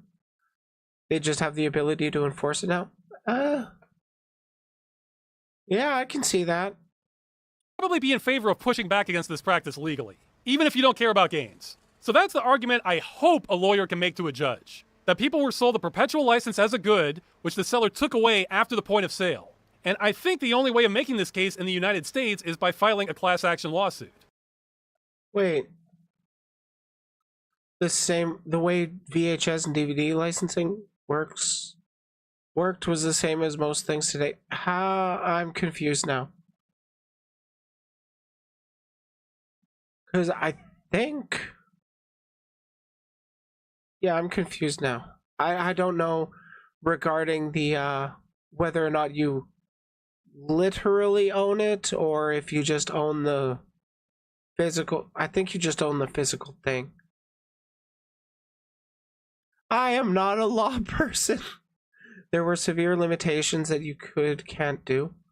Oh. And it was basically a license? Huh. Neat. I just don't know a lot about the legal stuff. Just being honest. Maybe a lawyer will know a better argument to make. I would be surprised if they do, but I'm open to suggestions. Now you might be wondering, why would I possibly... You just happen to have a physical item that would ignore all that? Oh, okay. ...have a fundraiser for a long shot case if I think the odds are so poor in the United States? Good question. Well, first off, I may not if we can get better plans for other countries. But if we do get a class action lawsuit going on in the US, even if that doesn't succeed, there could still be some benefit to it. Because one of the... What's going on? We're talking about the crew from Dead Game News. Or Accursed Flames is talking about how Ubisoft is bad for getting rid of the crew because they sold the game as a perpetual license kind of thing, and now they're shutting the game down in end of February. The things that frustrates me about games as a service is that it's a legal gray area. No one can say for certain that destroying a game you pay for is legal, because it hasn't been challenged. Technology has been moving faster than the law for decades. So by challenging its legality, we could turn this into a black and white issue. If we lose, I want to lose hard. If there's no chance of stopping this, I want a judge to say to our faces that when we buy video games, we have no consumer rights and have no ownership of what we pay for. The end. Like that slogan from the World Economic Forum. You'll own nothing and you'll be happy. Hey, it's like I mentioned that. Except I promise you the judge will not care if we're happy or not. I want a clear as day, definitive answer, one way or the other. Even better if it's easy to quote. Like that Supreme Court case a little while ago where they said if your lawyer could have presented better evidence to exonerate you at the trial, but didn't, then you don't get to submit that after the fact, and the...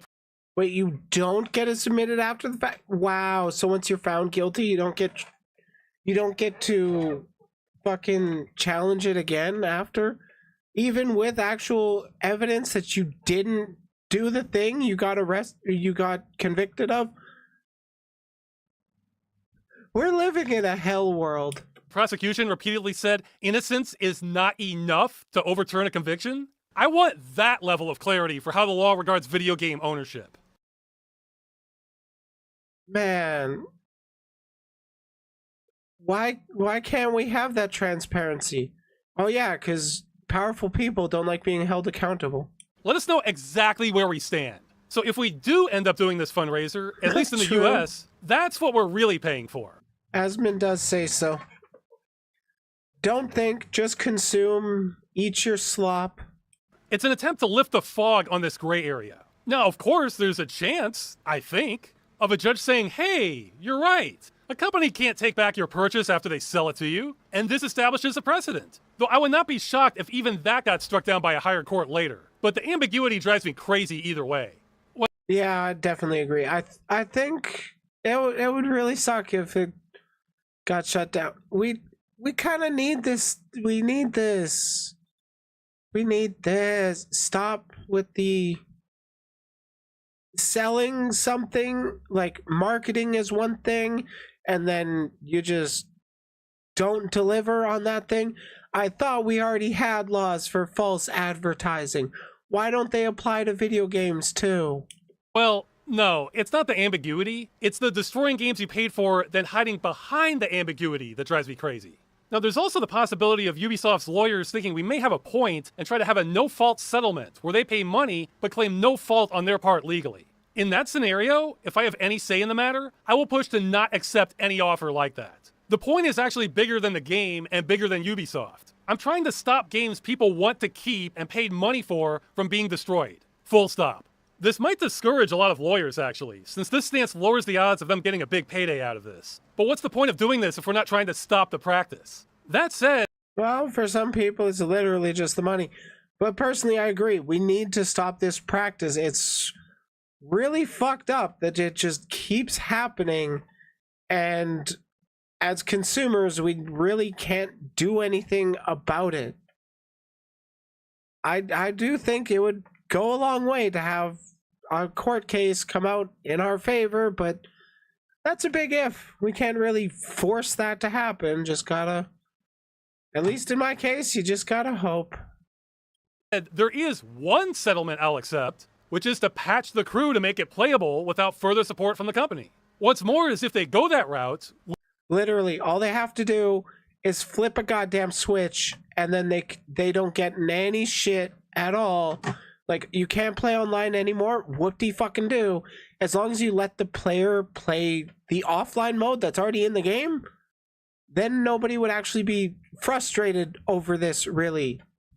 It would be understandable. It's not losing the entire game.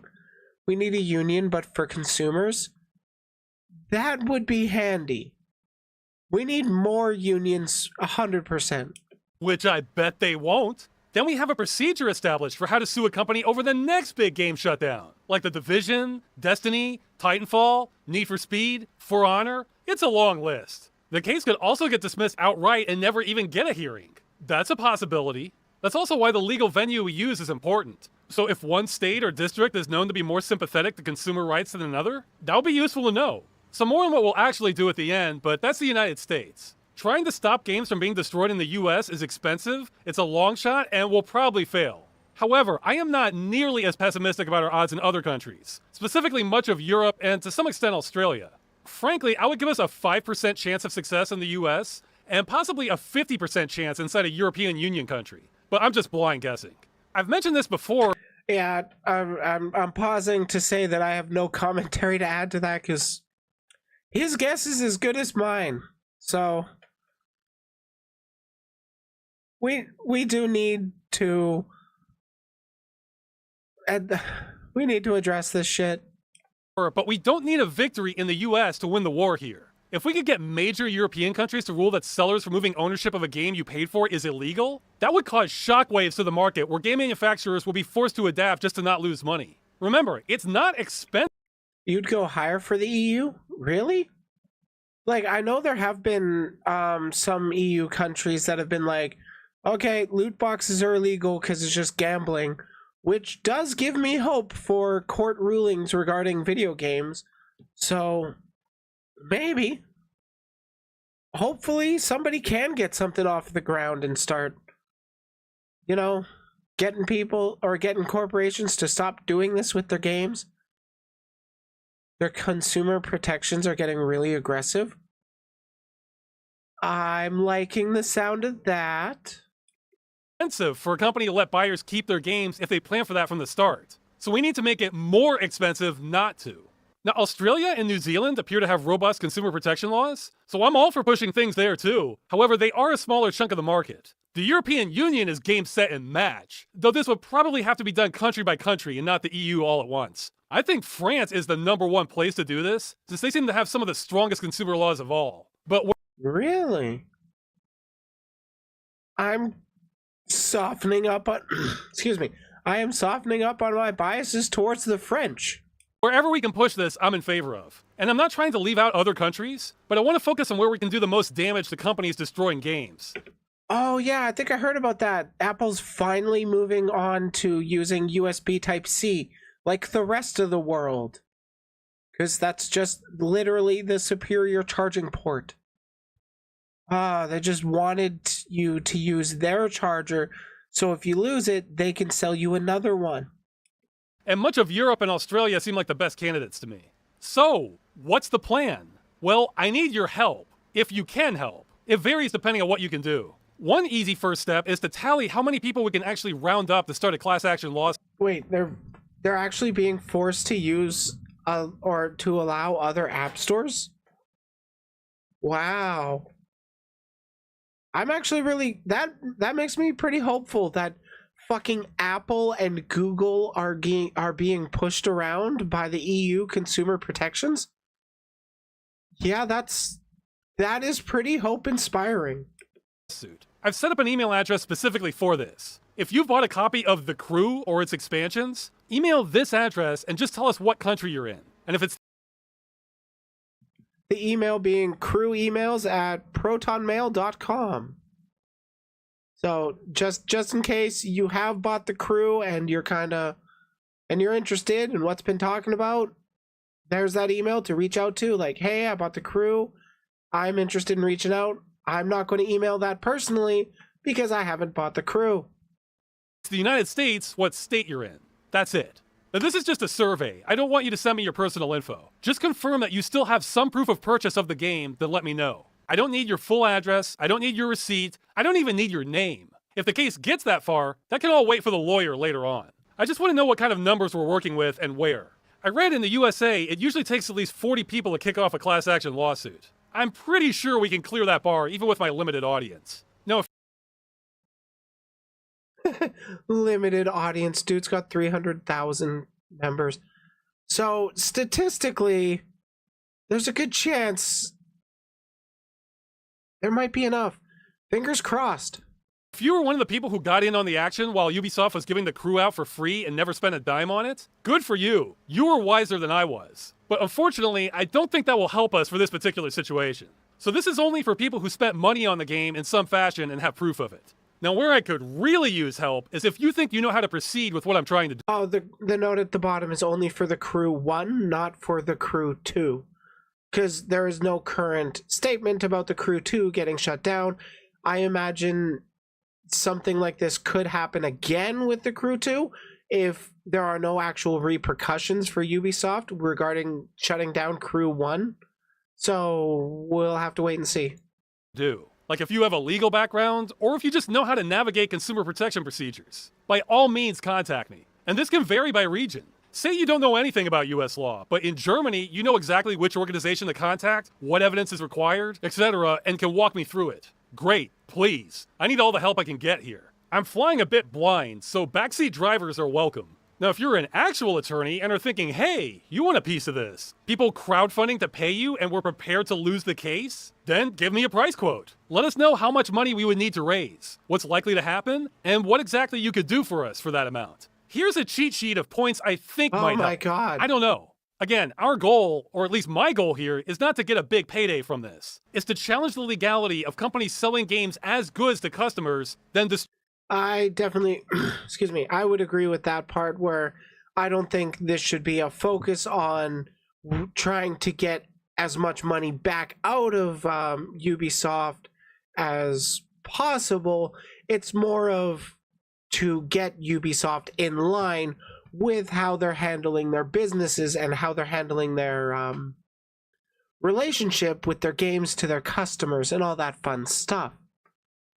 Because as it stands, Ubisoft isn't really doing anything to appease the audiences. They're just kind of pissing everybody off and thinking you'll still buy their slop, and well, people still buy their slop. Destroying all of them after the point of sale. Here's my email address. You can contact me about whatever. I will read it, though I can't promise speedy replies. Remember, for those that didn't see, it was Ross W. Scott.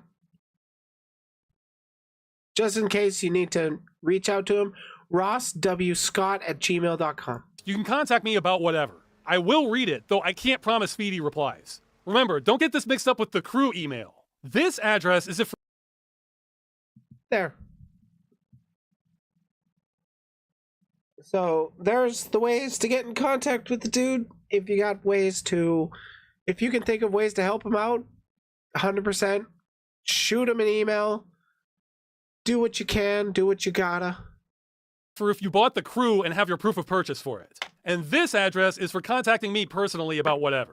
People will probably still get these mixed up, but I tried. Now, if you're just a random person and don't have specialized knowledge to help out, then you're in the same boat I'm in, and we'll just have to wait and see what happens. I do want to emphasize I can at least use my tiny-ass platform to help signal boost a much larger creator on a topic I hopefully see it as just as important as him. I'm doing my part. That if I don't get the help I need, then there will be no fundraiser, there will be no lawsuit, and this practice will continue unchallenged, at least in the US. Look, I've tried, but I'm not good at navigating this crap. After I did the Games as a Services fraud video, I contacted a few places, and it still felt kind of hazy what to do. One of the places I contacted years ago was the Electronic Frontier Foundation. I never got a reply from them. And I actually forgot I did that and emailed them again last month on the crew. Still no reply. So I don't have a lot of pull in this. It's possible this entire thing becomes dead in the water because I just can't get the help I need. In that case, I'll still continue to fumble around trying to make something happen in France. Because again, that court case ruling against Valve on a totally different issue is... Wait, French court says Valve must allow Steam users to resell games? Really? Holy shit. I didn't expect that would ever come back, because I remember the days when you could take your game to a fucking game store, trade it in, and then get some money and then pick up a new game. But you usually have to trade in like 8 games to get a new game. But still, there's a shitload of Steam games just sitting in my library that I'm never going to play. And there might be people that actually want to play it. So, I don't know, $5. Have a game. Without having to buy full price. But it is kind of weird with digital because there's like no used aspect to it. Like with a disc, the used quality really varies. Sometimes they were so scratched you couldn't play it. And sometimes they were brand new. Like they played it once for 10 minutes and then decided they don't like it, sold it off. But geez, yeah, that's back in 2015? Wow. It's exactly the same legal logic for why games shouldn't be destroyed. But I'll probably surrender outside of that because I just can't figure out what to do. Or afford it. Surrender on fighting this legally, that is. For extra legal preservation, I'm still optimistic about AI extrapolation of assets from games on death row. But that's still prototypal, and if push comes to shove, technically isn't the same thing. I'm not sure how I feel about that one. For like games that are not quite completed and never going to see the light of day, like never going to actually be released, using AI, I don't like that. I think you'd still get together some developers to actually do that, but you're not going to have an actual studio backing it.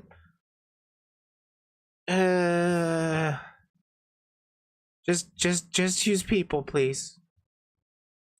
Thing is saving games. Although, speaking of which, if you have time and drive space to kill, you may want to consider recording as much footage as possible from the crew before it shuts down. In the event of a lawsuit failure, it's possible we could try to recreate a lot of the map from the footage using AI at a later date.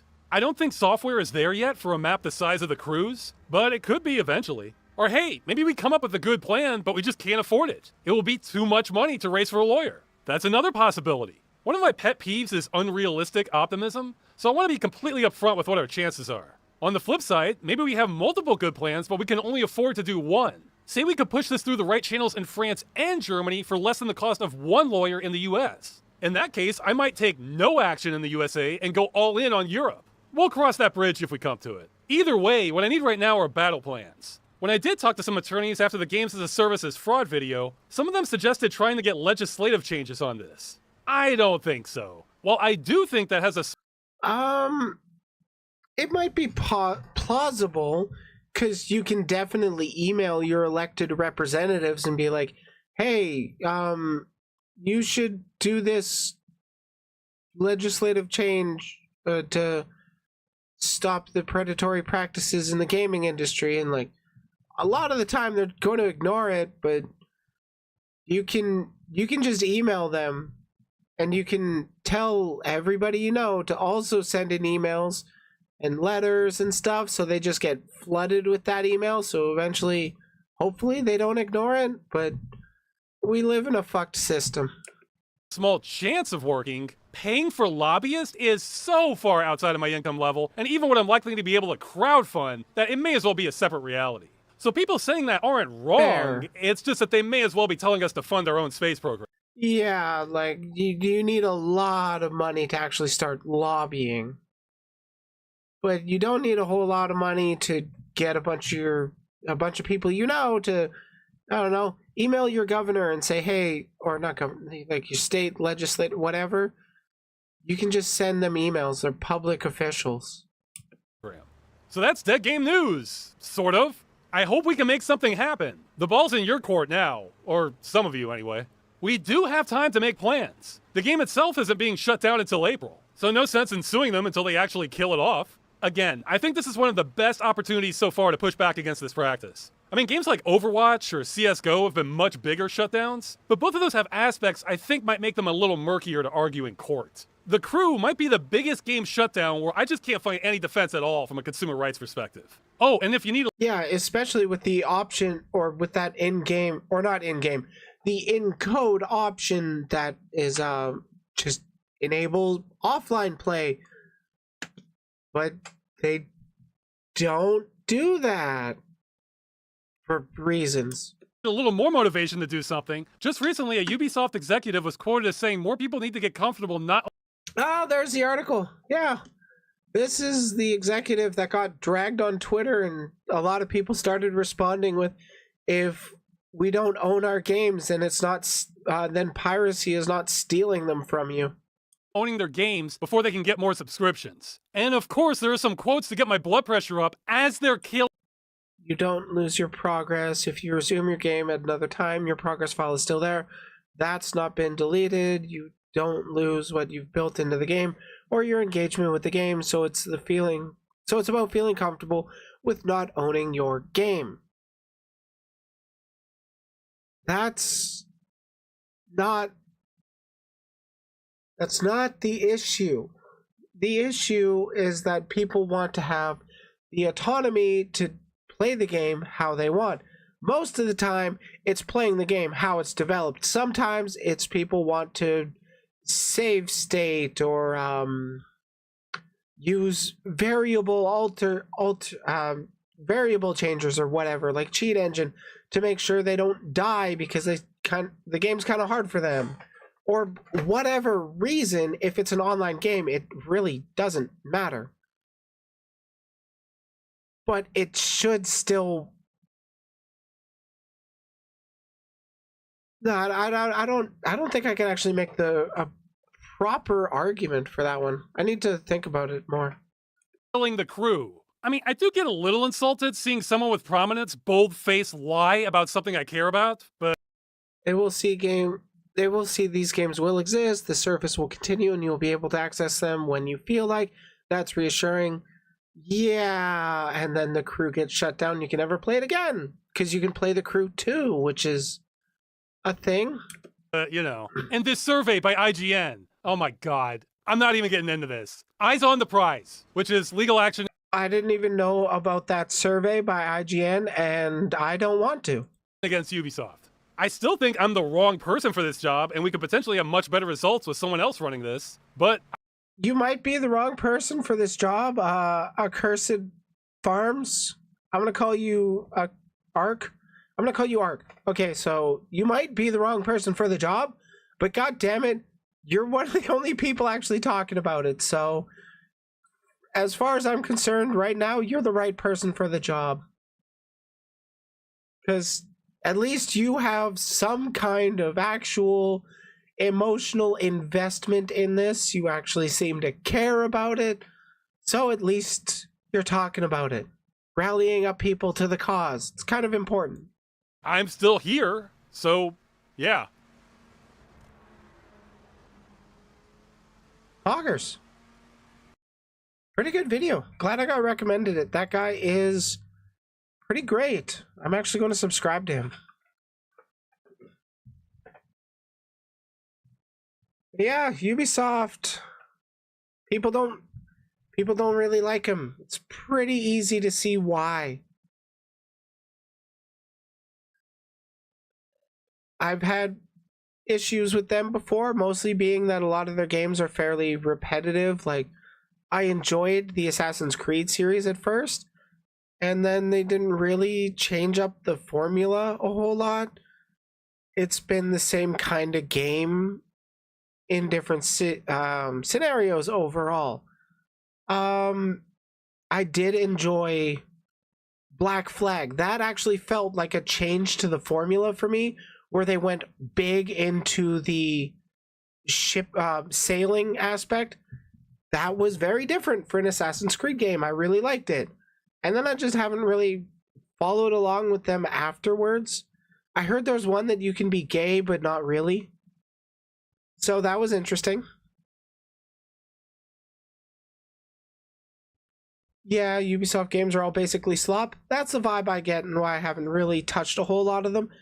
The Division 2 was pretty fun. I'll say that.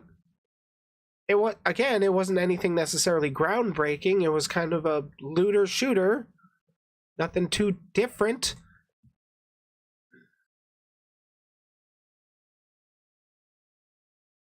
But that's like a big criticism I have for a lot of the big companies. It's the same kind of stuff over and over.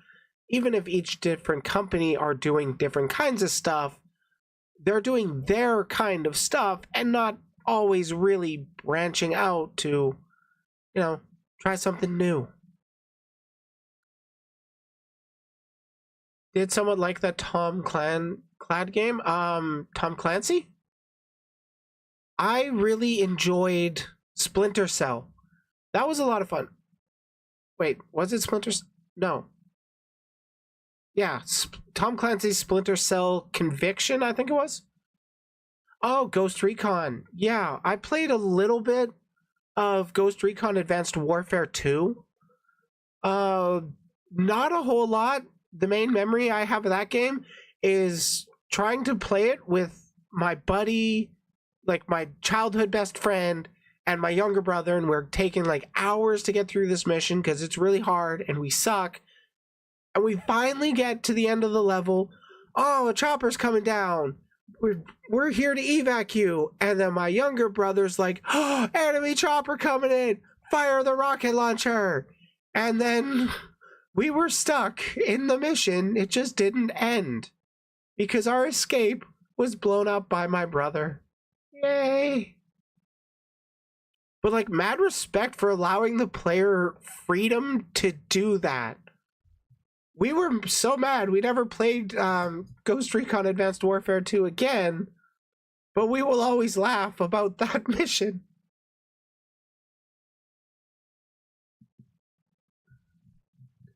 But yeah, to summarize and cap things off, Ubisoft's pretty bad.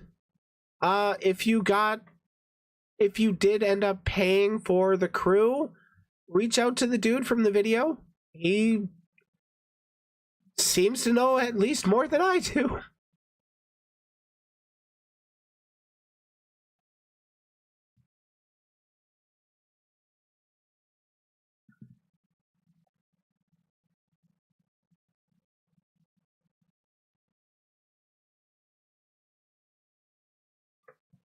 Okay, that was a good segue.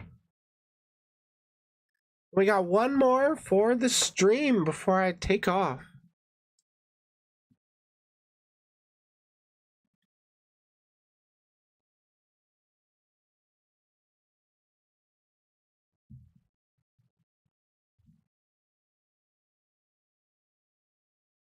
Actually, I'll wait a little bit before I jump into it. I want to rest my throat a little, as it were.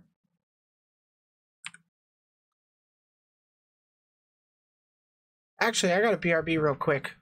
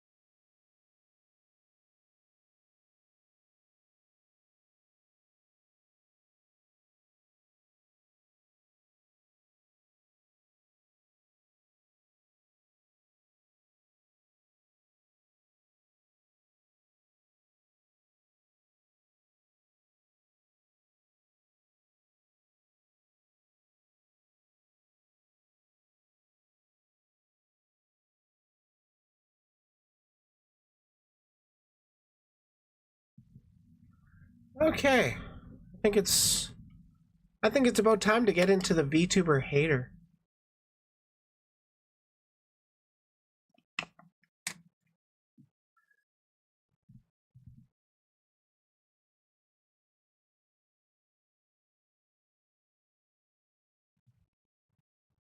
So I've never really heard of Scamboli reviews before, but a couple years ago they put out a video titled The Insane Rise of VTubers and Why I Hate Them. And, well, I'm a VTuber and I like engaging with arguments that I disagree with. I like to hear what they have to say. So let's see what this 1 million sub channel has to say about VTubers. Real has many definitions, but if I were to pick one right now, I would say behaving or presenting in a way that feels true, honest, or familiar without pretension or affection. I scream, you scream, we all scream for ice cream. I scream, you scream, we all scream. This is not a real person.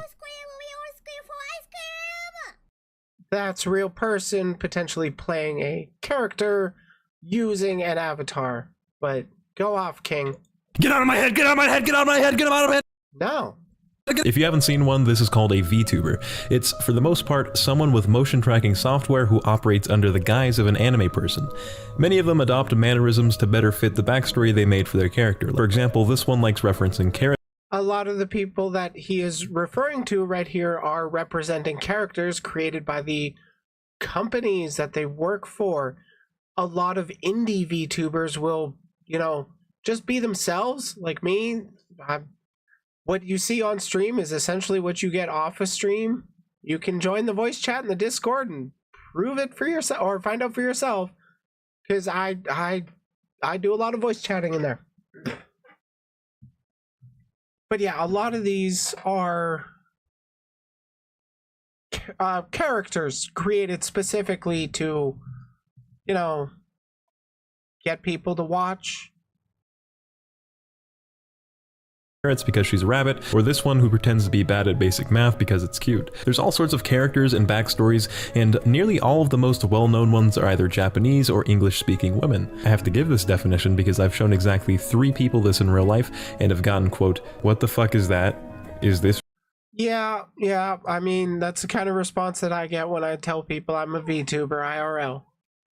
They are confused. Real, and do people actually watch this in response? Sadly, yes. All of them laughed. Yet almost every single one of the top 15 highest earning super chats on YouTube are owned by VTubers. Look at Giga, he looks like he's about to get his fucking nails clipped at the vet. YouTubers everywhere will not stop posting about them. They're clearly popular, so I think it's important to approach this with... Oh, right, this was 2 years ago, before Nux Taku actually became a full-on VTuber. He just kind of had a rant Sona that eventually became a VTuber. And Evanito's also a VTuber at this point. He's on the, fuck, what do they call it? Mr. Underhill's channel.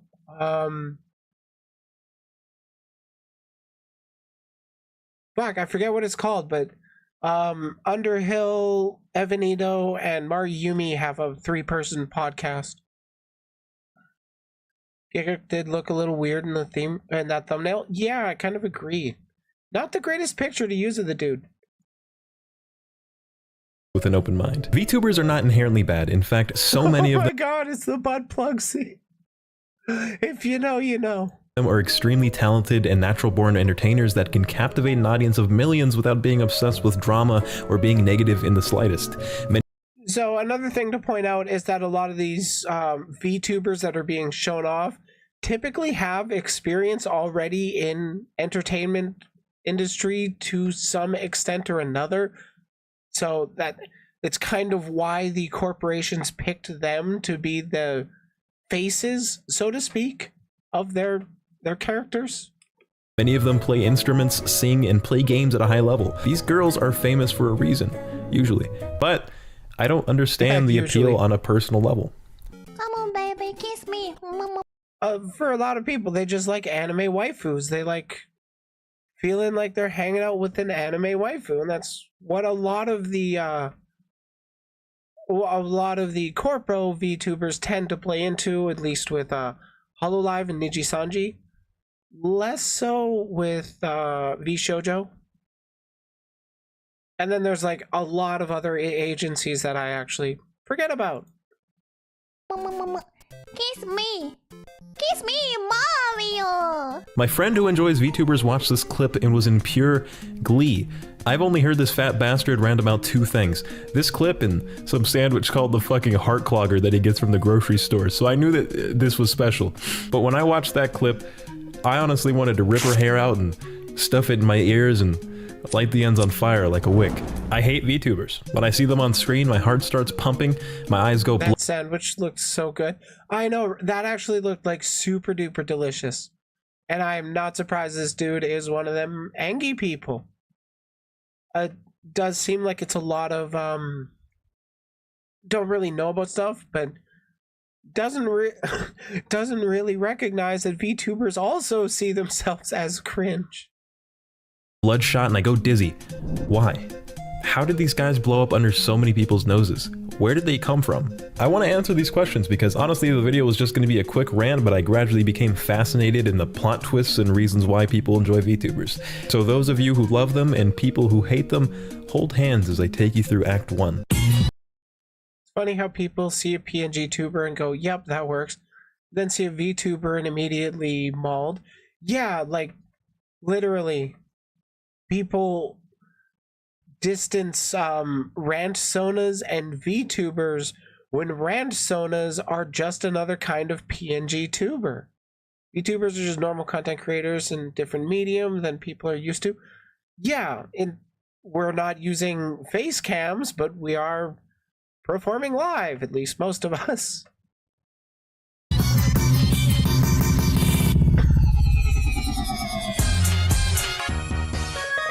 Oh, seizure warning. In 2000, Yamaha sound guy Ken Mochi Hideki starts a project called Daisy, which aims to generate human-sounding vocals from text like beep, beep, bop, bop, beep, kind of like Animal Crossing. Thanks to Yamaha, Daisy got promoted and fully fleshed out as Vocaloid, which was released in 2004 and marketed towards professional musicians. I think I have heard of the Vocaloid. The problem is, at the time everyone thought, robots, professional software, this is baby shit. Nobody cared about it and it was dismissed as just a toy. But very slowly over the years, Vocaloid was being taken more and more seriously. And in 2007, Krypton Media has an idea. They take Vocaloid, make mascots, make the main mascot 16, and drop a new sound pack. It worked. Hatsune Miku was hot. Music artists would make collabs with their Vocaloid pack and animate her moving and shit. Good lord, at this point, who doesn't know Hatsune Miku? Like, you don't have to know literally everything about her, but everybody has fucking seen her at this point. They can recognize her. This caught on in Japan like crazy. Eventually, she starts selling out actual concerts. I was wondering if he was going to bring up the hologram concerts, because honestly, those are pretty cool. And didn't Hololive also do those? Tops out iTunes best-selling chart. An unbelievable amount of porn is made. But the big takeaway here is that Japan discovered something big. Hatsune Miku is marketable as fuck.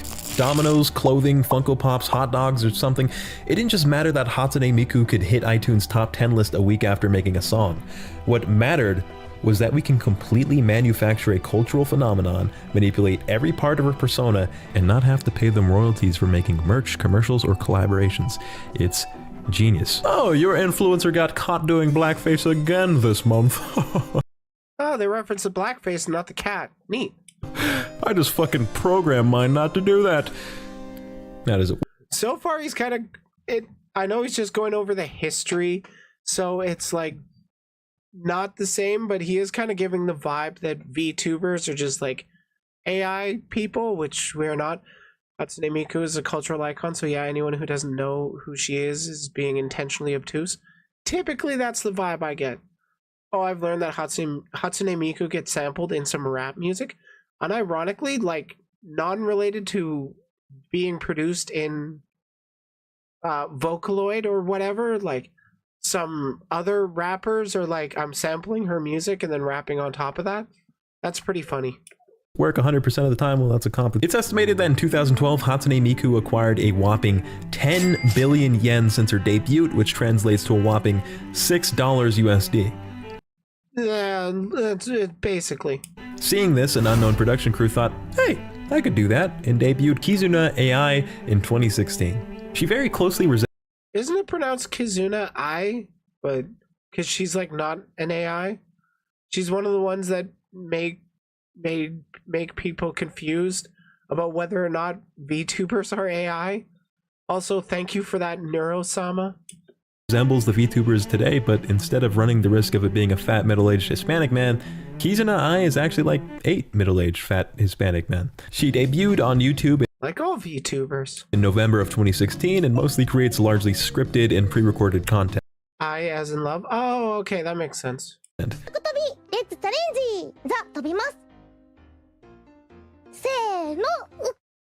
at her. Those were fucking babies. Which wasn't really a problem with people. Anime is scripted and people certainly love those characters, so it only makes sense that there's an appeal for something like Kizuna to exist. I believe that most people aren't under the impression that this is a real girl with a real personality and, you know, blah blah blah. In fact... But she's acted by a real person.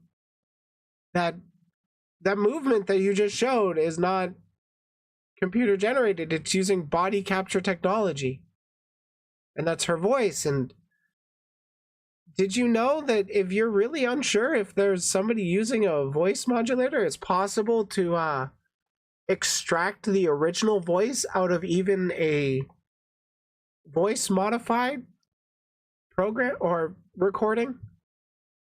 I don't know the specifics, but I've been told. She's basically a goddamn puppet. Even her voice actress is completely disposable. I think I read she's got like 5 substitutes that share her cold metal cage of a body. In Japan... Wait, really? Like, that's one of the things that does concern me with those corpo... or with like corpo VTubing. It's that they can be replaced behind the scenes and people really typically won't know.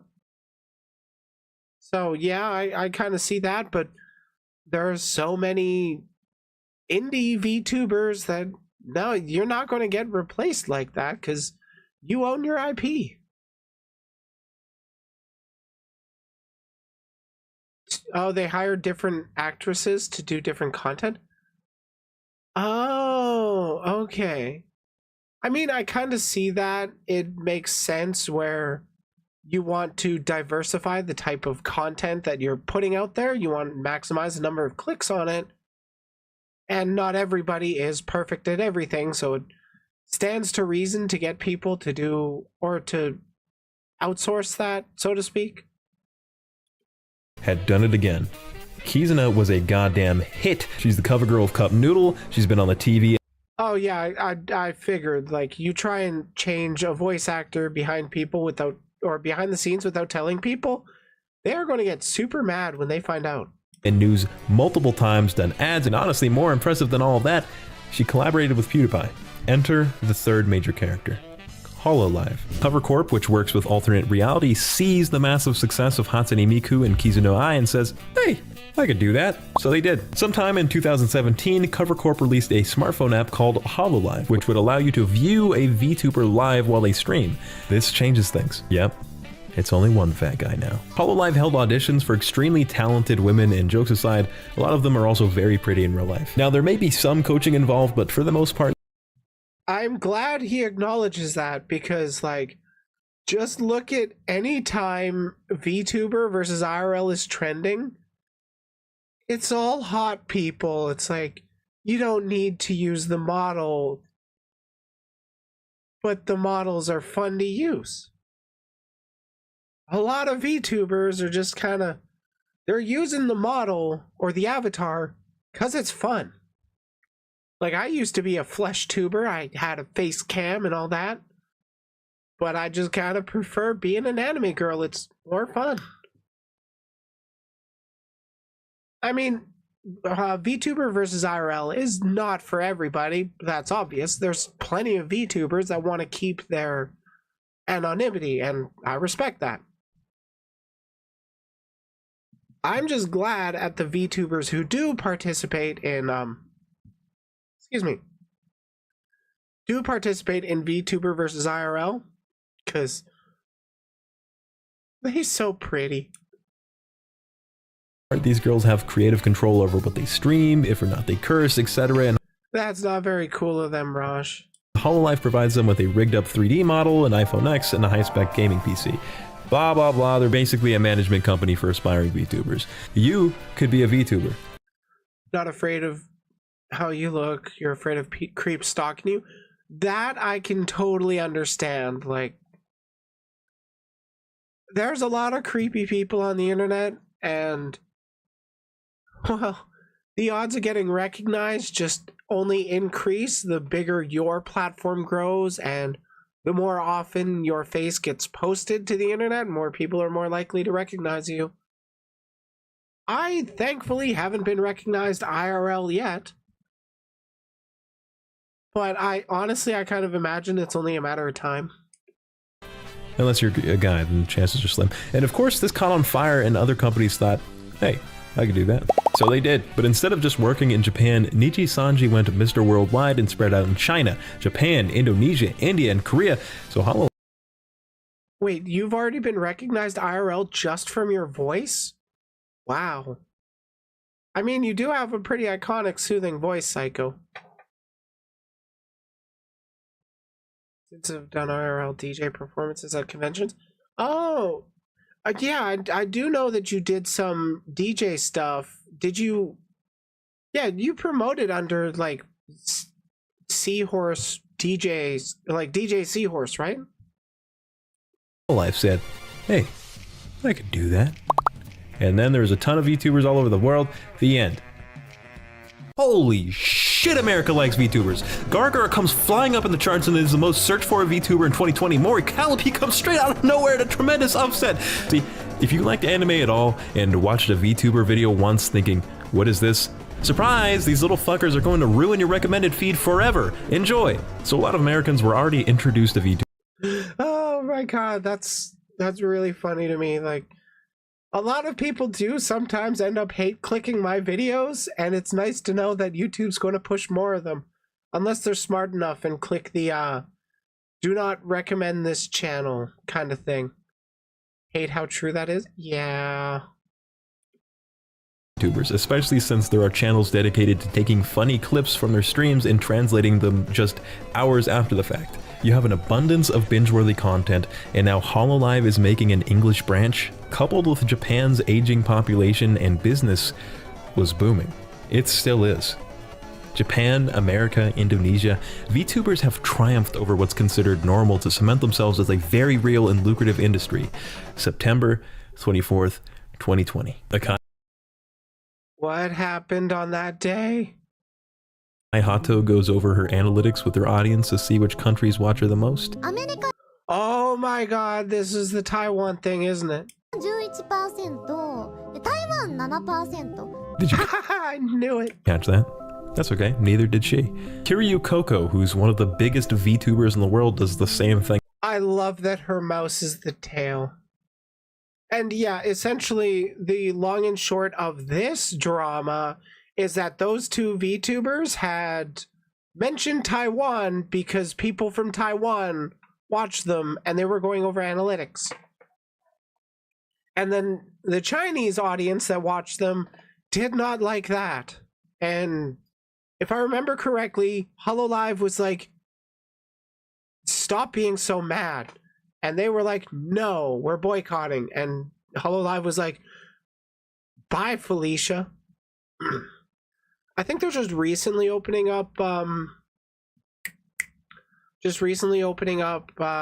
stuff for China again, but they're not really putting a whole lot of eggs in that basket. It's pretty wild how much you need to be on top of international politics to be a creator online. Just reading analytics turns into a political statement. Yep. It's wild how mad the I don't want to say like the Chinese audience broadly, because it wasn't all Chinese people that watched him. There were because there was a lot of Chinese viewers that didn't give a shit. There was a handful that did give a shit, but there was also some that didn't.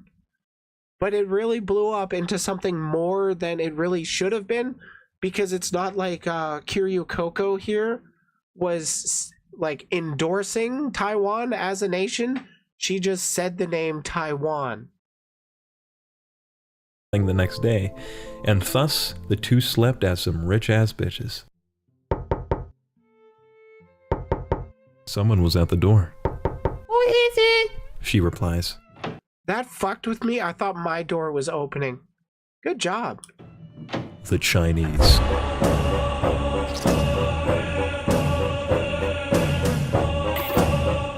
Little fear-mongering, but not wrong.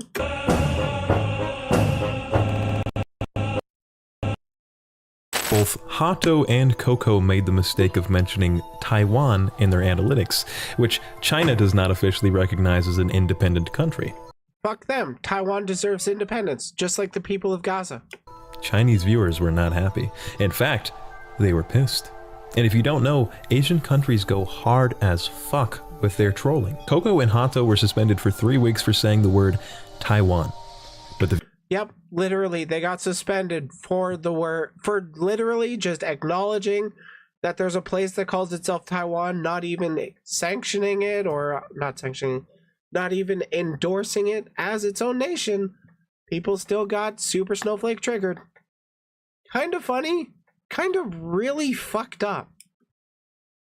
The viewers were not satisfied. Well, they believed that Akai Hato had made an honest mistake. That harlot Kiryu Coco had to pay. Raids. Smear. Man, she got more shit than she well deserved. Kind of sad that it ended up cultivating with her leaving HoloLive, but where she ended up now is pretty cool. She's doing pretty well for herself. Videos. Multiple VTubers were doxxed anything to get revenge. They even go so far as to continuously buy YouTube accounts to keep it going. One guy even allegedly dropped his social credit score to 0 and ruined his life because he used a VPN. This new faction... Really? Somebody was that pissed off that Taiwan got mentioned? Jesus Christ. Those are the people that need to go outside, touch grass, and talk to actual people. ...is called The Antis. Because HoloLive has yet to ban Coco, they've developed a vendetta against the company.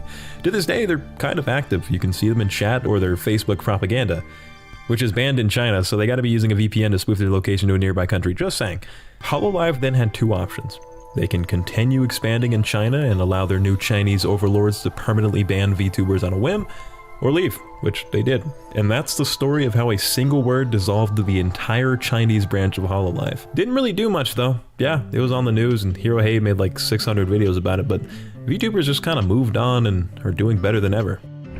Largely, yeah, that's true. Like, people haven't really talked about it that much either lately. I mean, I've heard about it maybe a few months ago, but this all happened long before I ever even got into VTubing. Finally, the next generation. Remember how we found out VTubing is pretty big here? Well, a bunch of English-speaking boys and girls started paying hundreds all the way up to thousands for rigging commissions, avatars, etc. It's now gotten to the point where anyone with a camera can go, hey, I can do that, because they literally can. And this is where a lot of cringe comes in for me personally. Act 3. We've learned the history of VTubers, but now can we get a little bit more personal? If you enjoy them, that's your business, and hopefully you can find what I've been saying so far entertaining. But for my boys... I am the greatest treasure hunter the world has ever seen. Look, I personally can't get into that because I personally find it creepy, horrifying, disturbing, and to be honest with you, kind of fucked up in the head. The boys that understand? She's an anime woman just sitting there screaming in Japanese, and it's... I'm an anime woman just sitting here screaming doing English, so... Hundreds up to thousands. Bro needs to check his prices because models are pretty damn expensive and most are more than a couple hundred. Yeah, like I have seen some people talking about how they've spent 4 digits at least on their model and stuff, and it's like there's, for some people I can see the justification for it, but can I do it in Japanese? No. Some people I can see the justification for it, like when, excuse me, Iron Mouse gets a new model and drops like a few grand on it. I mean, that it's going to be an actual return on investment for her, assuming that she keeps making her content the way she does and keeps getting them eyes and generating that revenue. It gets the return on investment. Then there's a lot of indie VTubers that are like, I'm going to get a live 2D and then I'll be a great VTuber, and they don't really focus on being the entertaining, streamer or creator before actually investing so much into that model. Like, I've been, personal story, I've been streaming for 2 years now, roughly, and in total, I have spent on this model about $35. And that was only to buy my current outfit right now. I also dropped like I want to say 15, 20 just for my animated background. And that's literally all I put into it because, well, I'm not looking to put myself into debt over a hobby of mine. I think the rigger/artist for one of Veve's models publicly said price, and it was in the 40 to 60,000 range. Holy shit. Yeah, like some people, they charge a lot for their services. Some people are worth it, some people aren't. Scary, alright? This is for you, bro. Not really the first guy, though. You heard it here first. VTubers are scary to people that sound like children. Oh, he was going crazy. I honestly thought I was alone in despising these trollops. Holy fuck, no, there's a lot of people that hate us. Like, a lot of people. They're mad that we just simply use anime avatars. Granted, I think we could move away from all using anime avatars, but I don't think it's that big of an issue. Online, I see overwhelming love for VTubers, and as much as I'm happy for those people, and especially the VTubers themselves, who've earned a spot atop the most well-known streamers around, I still think it's super fun to make fun of them. And I haven't really seen a lot of my kind out there. I mean, understandable, we're cringy anime people on the internet. We're ripe for making fun of. As long as you do it accurately and are funny, I'm probably going to laugh along with you when you call VTubers cringe and make fun of us. But if you just, I hate this thing, blah, blah, blah, and the joke is, I hate them, it's not that funny. I haven't seen a lot of my kind out there. Literally click any VTuber video and scroll to the comments, right? So, let me break it down. I do not understand them. People have often used the phrase cute girls doing cute things to describe why they like certain shows. I've always thought of it more as stupid fucking idiots doing dumb shit. I'm fully aware that I'm a weirdo. I've asked the most manly dudes around to normal, casual friends if they hated this clip as much as me.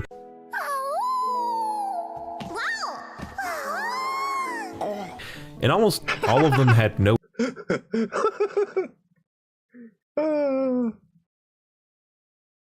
99% of your comments are just, I hate VTubers, why did I get recommended to you?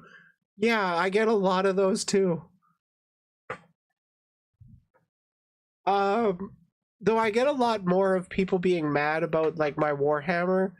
My Warhammer opinions. I do get a decent amount of people just hating VTubers, seeing my thumbnail and clicking on it and caring enough to leave a comment saying they hate it. Because, you know, nothing says you hate somebody more than helping boost their video in the algorithm. No issue with it. Many even said it was cute. On the other hand, I look at that clip and cringe. It makes me uncomfortable and most of all annoyed. Because I feel entertainment is at its best when the line between realism and fiction is distorted. I enjoy media that provides a reflection of— Wait, you like media that takes the perception of reality and fiction and distorts it, but you don't like VTubers? Go off, King. very real things that we experience, whether it be in dialogue, delivery, or the actions the characters take, and then flip it and do something crazy with the story. As I reflect on my favorite shows, almost all of them fit under that description. I thought of this in the shower while I was washing my balls and threw in the script, so it might not be that airtight yet. But I've noticed— tell us more about how you shower. That anime can frequently put up a barrier between that realism and the characters they portray. There's certain formulas and tropes that authors feel they have to play into to appeal to certain audiences. In weaker— Oh my god, and there's VTubers that play into tropes that they think they have to because they see the bigger VTubers, the corpo VTubers, they see them doing that. So they feel the need to also imitate that, I guess, or chase those trends, if you will. And then that just kind of leads to a whole lot of the same kind of content. Honestly, the main reason I personally don't watch more VTubers is because the majority of VTubers just do gaming content, and that's not personally what I care about. I like listening to people talk about the things they care about. I love commentary content. I like just chatting streams. It's what I lean into. Though sadly, I also don't do Twitch that much anymore. So it's kind of hard. Shows the main character will be some whiny bitch boy that is in love with justice, to which he's rewarded with a slew of girls that are attracted to his righteousness. Does that happen in real life? Not really. I think that is a content overall problem.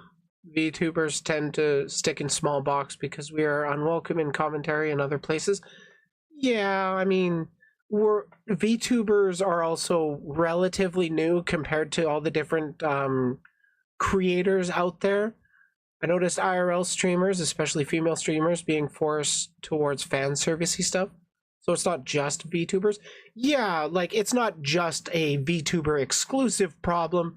It just is one of the most prominent problems within the VTuber scene. I think too many people are trying to emulate what they see as successful, and if it hasn't been done yet, they just kind of automatically assume it's not going to be as successful. Personally, I disagree with that. I don't see a whole lot of VTuber commentary content, but what I have been seeing, it's been popping off some. Like, what was it? Mr. Underhill was just a few thousand subscribers on YouTube, and now he's approaching 20,000. Most VTubers aren't entertaining. You can make that argument about like any kind of streamer, to be honest.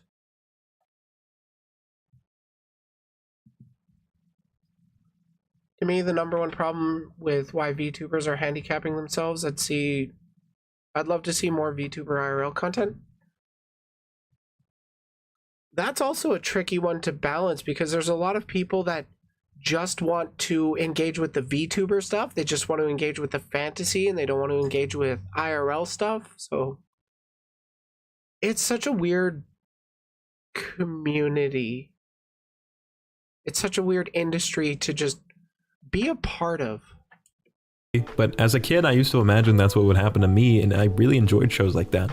That's why this character type exists. Female archetypes like tsunderes, yanderes, etc. that you would hate to interact with are popular because author knows that works for whatever reason. Even in good shows, you'll have characters which are basically downloaded VTuber IRL content.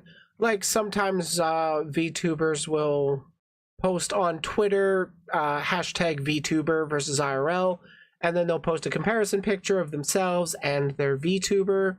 Sometimes there are VTubers that will not always use their avatar. Sometimes they'll just do face cam stuff. Some VTubers actually have a toggle in their Twitch rewards where it'll toggle between their VTuber or face cam so chat can fight over it. There's a lot of avenues that can be pursued. Oh, I'm not a fan. It's not for everyone. So you kind of got to play into your audience. I'm in more like literally IRL, walking around, showing off areas using cameras and meshing the two. Oh, that could actually be pretty interesting, where you're like doing IRL streams, but then overlaying your avatar on top anyways. That, I think, that is an untouched, or that's largely untouched area for, for content.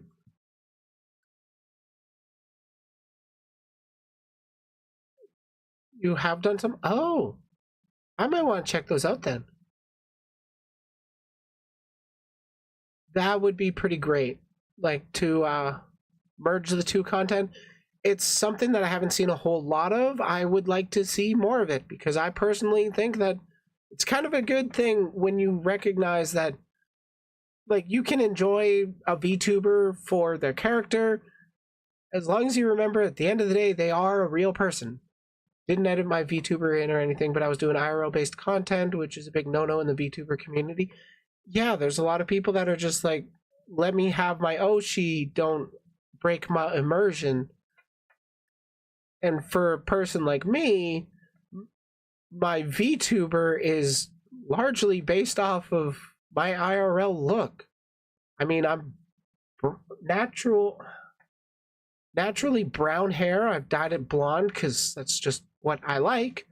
And then my personality on screen is largely the same. It's just being conveyed through an anime avatar rather than through a camera. From a list of personality types instead of being a product of reality. So to me, the less that characters act like anime characters, the better they are, with exceptions. Cute anime girls annoy the shit out of me because it's not genuine. I've spoken to at least 1,000 women at this point and never met someone who genuinely speaks and acts like this. I mean, have you met a real life cat girl? They fucking sound like that. Because real life cat girls absolutely exist. And I have met people who do talk like that. It is very frustrating and annoying.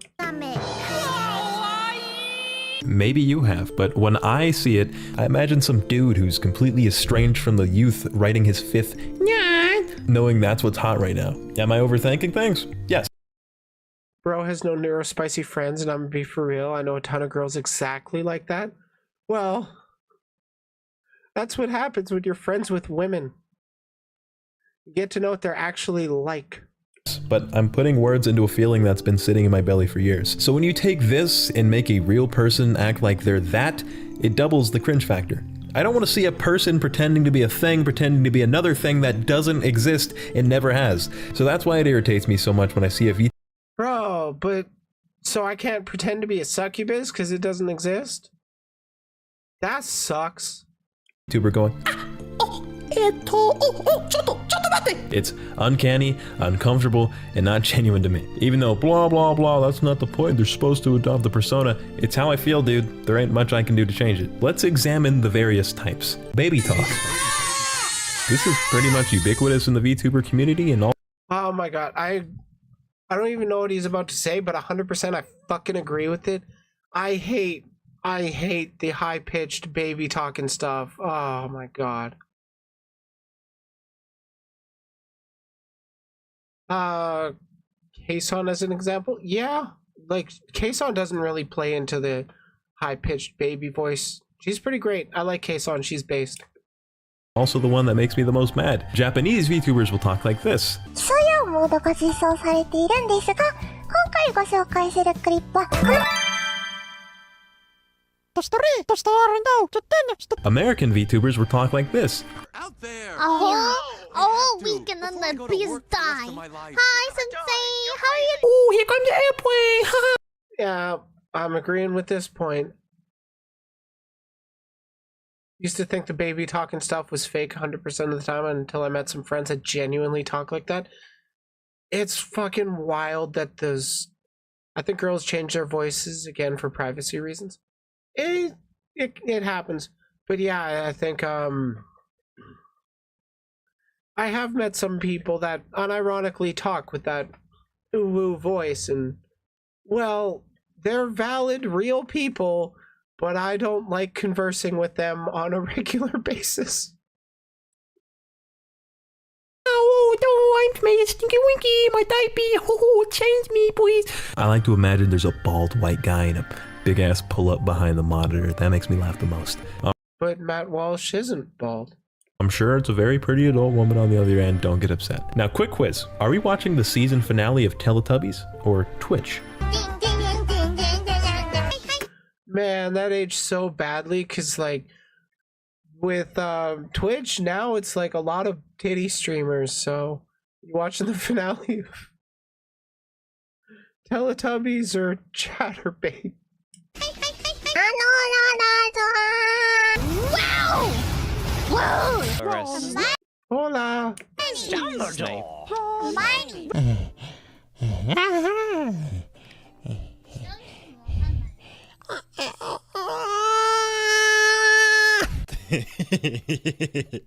I need you to tell me honestly if this is something you picture me watching. I believe That's not even something I picture myself watching. What the hell? I've never heard of that VTuber before. this comes directly from the cute anime girl phenomenon that I just got talking about, so obviously it's not my thing. English. A lot of fellas think it's cute to see VTubers learn English. At times, alright, it is kind of cute.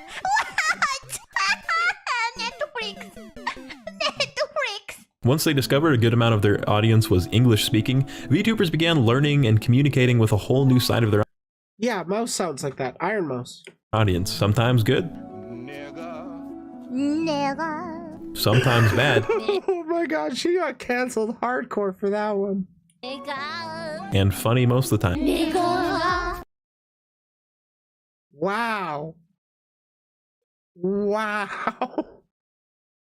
I think this is what hooked a lot of casual audience members. Of all the clips I've seen in research, a strong amount of them contained English, which is just English with a heavy Japanese accent. English. Weeaboos. On the flip side, we have Becca's, Hannah's, and Olivia's that have mastered the Japanese tongue. Body pillow as well. Hi. What? I feel like an old man. I know this type of thing is supposed to be cute, but I don't get why. You also get sporadic, random Japanese words to really seal the deal. Like they make a mistake and go, sorry, mistake desu. Yeah, I mean, when people just throw in the random Japanese and they don't have the accent, it's really not fucking sugoi, bro. A favorite of mine is this ara shit. Oh my god, what VTuber doesn't have an ara redeem? The fake ones, that's who. What? Just ara. Oh! Ara. It gets weeb boys all flustered, so there's this song and dance of VTubers pretending like they don't want to do it, and then just going hard as fuck as soon as they commit. Oh, Nani? You guys want me to say it? Yeah, they're playing into the tsundere type anime character role with that. Because, like, also a lot of, fun fact, a lot of VTubers don't like their own voice, so, like, having that redeem is also, like, kind of, they don't want to do it, like, legitimately don't want to do it, but then they go whole ass in doing it, and then everybody's all like, holy shit, their voice is so good, and then they feel happier about it. Also, I agree, I really don't like the tsundere character type. I would not be friends with the tsundere IRL, like, at all. Fine. Like, dude, That's like you how I do clearly my wanted to RR. do that. Now you've soured my mood, and frankly, I don't want to finish these nuggies. Normals.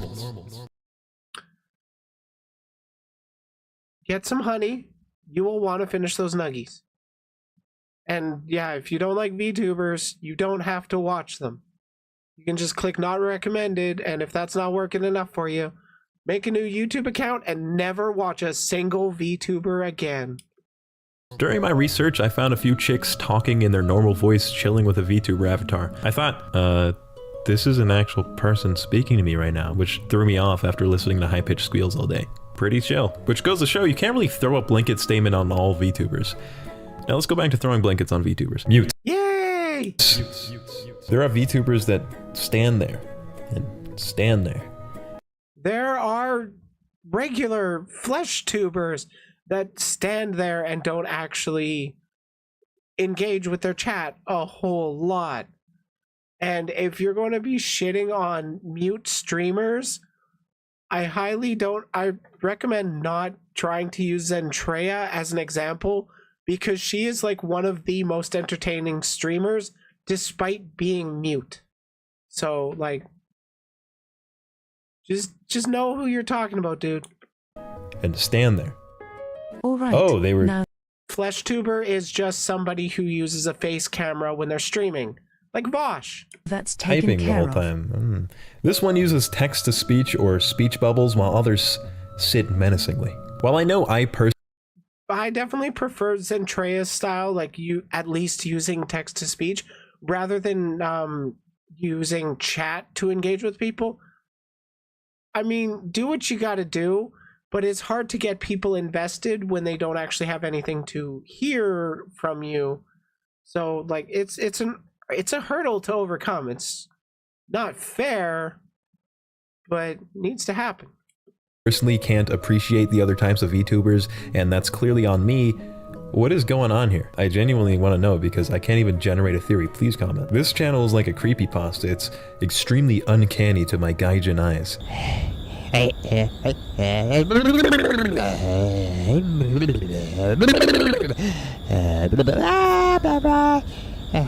Let me put you down for some fucking reason. Okay, I gotta stand up. Zentreya is another insane case because she's actually humongous. Not just the tits, but she's raised 42. Respect for both the raising money for charity and the sweet bod. $1,000 in 5 hours before. Just vibing, typing, taking hella long between responses. These two have been able to achieve a high level of success that I think any. I mean, there have been that case, Lambat, there have been that cases where some people have been made fun of for their voices and then just kind of shut down, give up. But then there are people like Zentreya who are medically mute and can't talk. So those are largely the people I'm referring to when I'm talking about mute streamers. Anyone would be envious of by completely breaking the mold in an already outlandish market. That is commendable. Yet, behind our backs, who could have predicted the dark secret lurking behind the scenes? I really hope it's not fascism.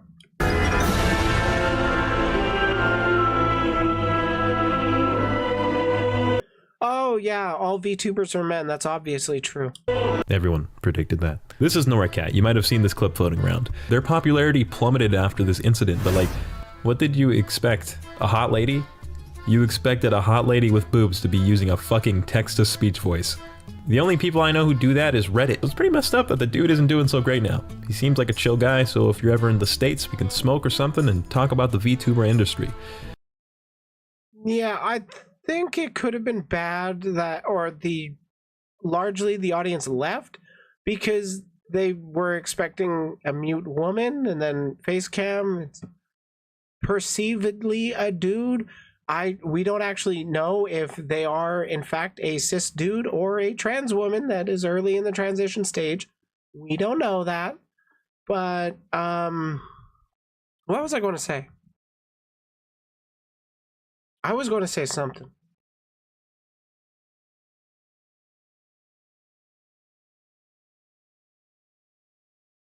Oh, right. It has to do with the audience that they've built up.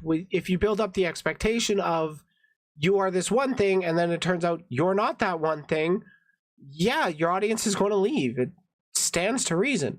Look at Porcelain Maid, Joel. He uses a very feminine VTuber model, but he talks with his regular dude voice and doesn't hide the fact that he's a dude. I mean, I think it's his lore that he, as a dude, got placed into a female porcelain model or something, like a porcelain body or whatever, and he's forced to be a woman against his wills or wishes or whatever for his VTuber lore, and I think that's pretty funny. He's also a very entertaining streamer on his own. That's not a conversation I want to have sober. So that's the mutes. Revolutionary in their own way, confusing in mine. Now, you can't have VTubers without an audience, right? Casuals. Normal people. There are tons of people attracted to the idea of cute girls saying and doing ridiculous shit. Some clips even had me thinking, okay, that was kind of cute. Youpie! I assume these are one of the most popular viewers on YouTube, but I have no idea. Simps. I don't really need to explain this one.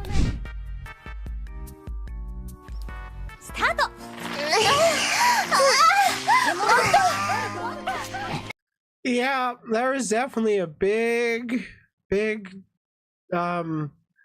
go with correlation between VTubers and sexual jokes. There's a lot of lewd tubers, but I would say there's far more VTubers, excuse me, there are far more VTubers that engage with dirty jokes rather than actually engaging with explicit, or rather than creating explicit, not safe for work material. But yes, sex sells. We talking about the Coomers? Obviously, there's a good amount of people that want to bang these things, which brings in a fair amount of viewers. Actually, my God, the Rule 34 is glorious. See, remember when Project Melody came out on Chatterbait and broke all sorts of records and everyone was salty?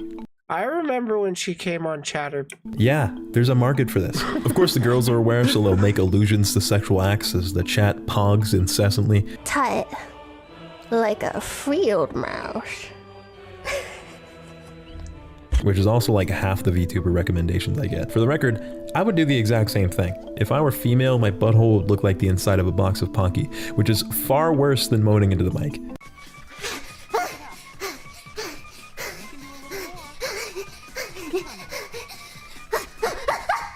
I just think it's funny. When you work out, what noise do you make? Usually like, or what? You don't go,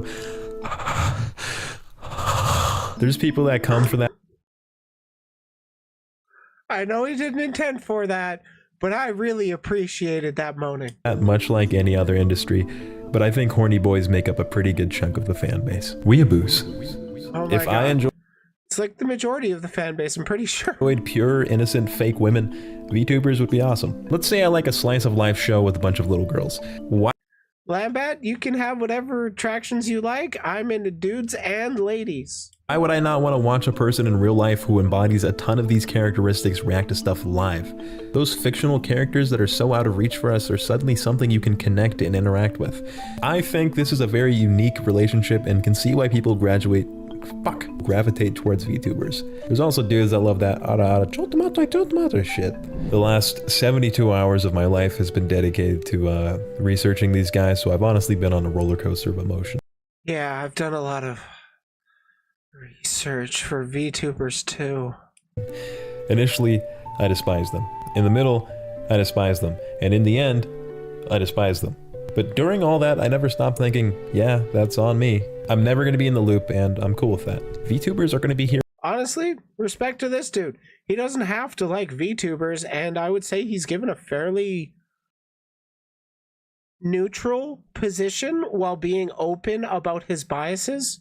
So, like, legit, I somewhat disagree with this stuff, but my disagreements are personal taste stuff, so respect where it's due. Here for a long time, whether we like it or not, and they have a brilliant future full of boundless possibilities. Still gonna make fun of my friends for watching that baby shit. But most importantly, I've learned that if you can't beat him, You gotta get better than him. It's Wanko time, fuckers. Catch me streaming with my new avatar, Wanko. I know it's very disrespectful for big YouTubers to hop on the VTuber trend because it's a very niche and... I don't think it's disrespectful at all. I think it's a bunch of weeaboo gatekeepers that got mad about that. I was actually glad to hear that Pokimane was doing a VTuber for a bit. I'm sad she stopped using it. I think VTubers should grow, or there should be more and more people becoming VTubers. I just think that'd be pog. Not well-known market, but I hope you guys can forgive me. Subscribe, I talk about anime, and comment. I reply to those. I'm sure this comment section is going to be real fun. But did I mention to forget that Wanko will debut the arrival of our newest sponsor, NordPass? Oh my god, you're going to go into a... Yeah. Okay, final thoughts. Let's fucking go. You can get 50% off a 1-year plan using code SCAMBO. I think he's doing that. He's pronouncing it that way deliberately. Just to get people to cringe. At like 8:14, where they go.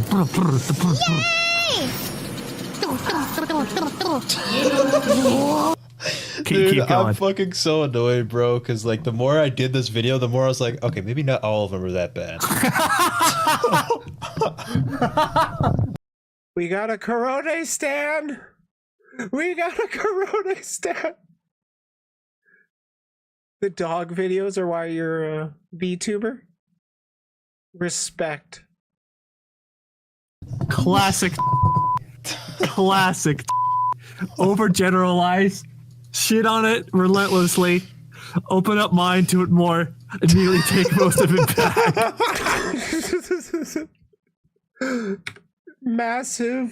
Massive fucking respect. But yeah, I genuinely actually enjoyed that video, despite, you know, not being the biggest agreeer of all positions with them. In the end, VTubing is honestly not for everybody. It doesn't appeal to everybody's interests. And it does kind of stay pretty niche, honestly. I do hope one day it does kind of branch into being a lot more mainstream, being a lot... Well, I mean, there is a lot of VTubers out there available. Personally, I just want to see more VTubers talking about stuff on YouTube, because that's primarily the platform I'm on. I got my biases there.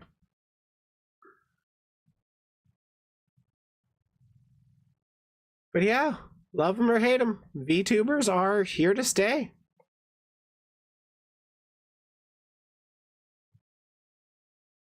Okay, that was a pretty solid hashtag soon. Pretty solid segment.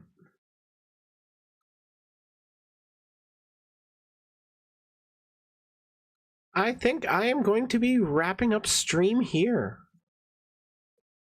2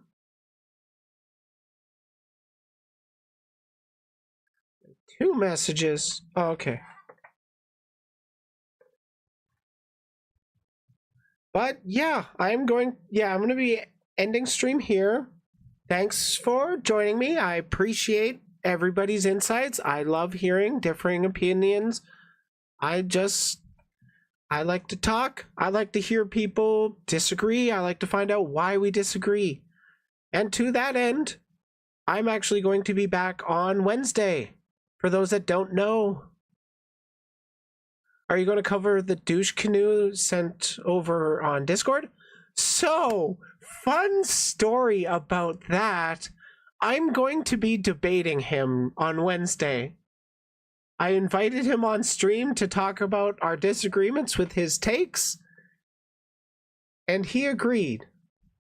We would have done it tonight, but he already had a stream planned and was working till 5 p.m. my time, and I didn't want to rush him into it kind of thing. But it's going to be a very fun conversation for me. See you in VC? Yeah, I'll probably be hopping in there pretty soon. I gotta prep my unwinding medication. But yeah, I figure if I'm going to be talking to the dude, I'm not going to go over his stuff on stream beforehand. Fair warning, well, I don't know which angle he's or they're going to be coming from. I'm assuming but he was really worried that I would just ban him immediately. But no, I want to engage with his arguments. I want to dismantle them. Because I like disagreeing with people. It's fun.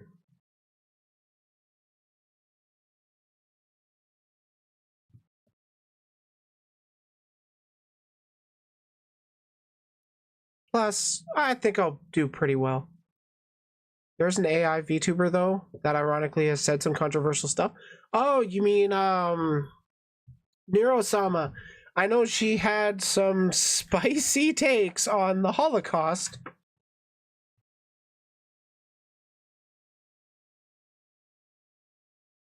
Though I'm pretty sure Vedal's response to that was to shut down the chat learning. So, like, it's not like she's just roaming uncontrolled, denying the Holocaust kind of thing. I don't actually really know about the setup behind Neurosama, but it would be pretty interesting to learn.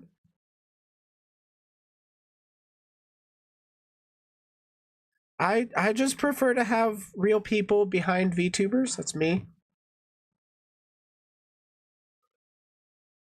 You know, vets most of what she says as it comes up. That makes sense. That's probably how I would handle it too. Like, sure, you have the AI VTuber going at it, but you can't really let it say anti-Semitic stuff willy-nilly. You kind of gotta know what it's about to put out, especially if you're, you know, trying to make money off of it.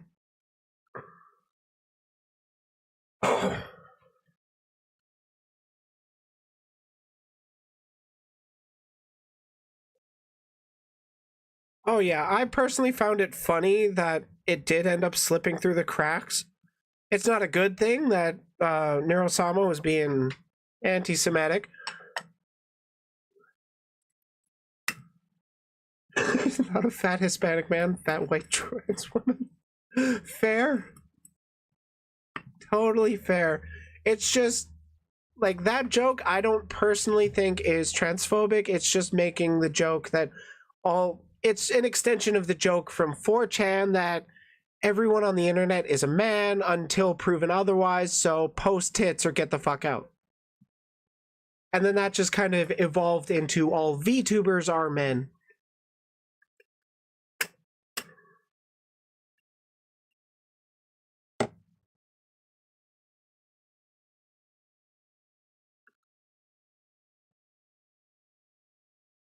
Oh my.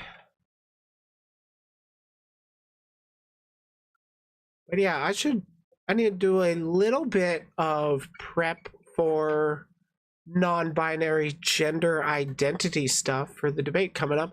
But largely I am pretty confident in my arguments regarding that, so we'll see how things play out. I'm not going to be swinging from the gate, like, trying to come after the dude. I want to hear his actual arguments, see what he actually believes, and then criticize him for that.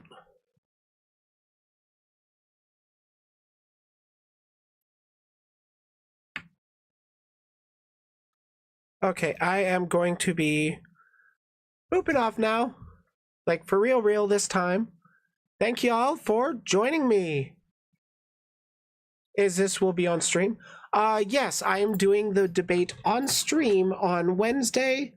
I think it'll be around 5 or 6 p.m. Pacific time. I'm going to be scheduling the stream ahead of time. Actually, probably shortly after this stream. I just gotta run to the bathroom, so I'm trying to do my closing statements. Again, thank you all for joining me. It has been a lovely stream. And see y'all next time. Remember, if you can't be the sharpest tool in the shed, You can always be the hoe. Bye.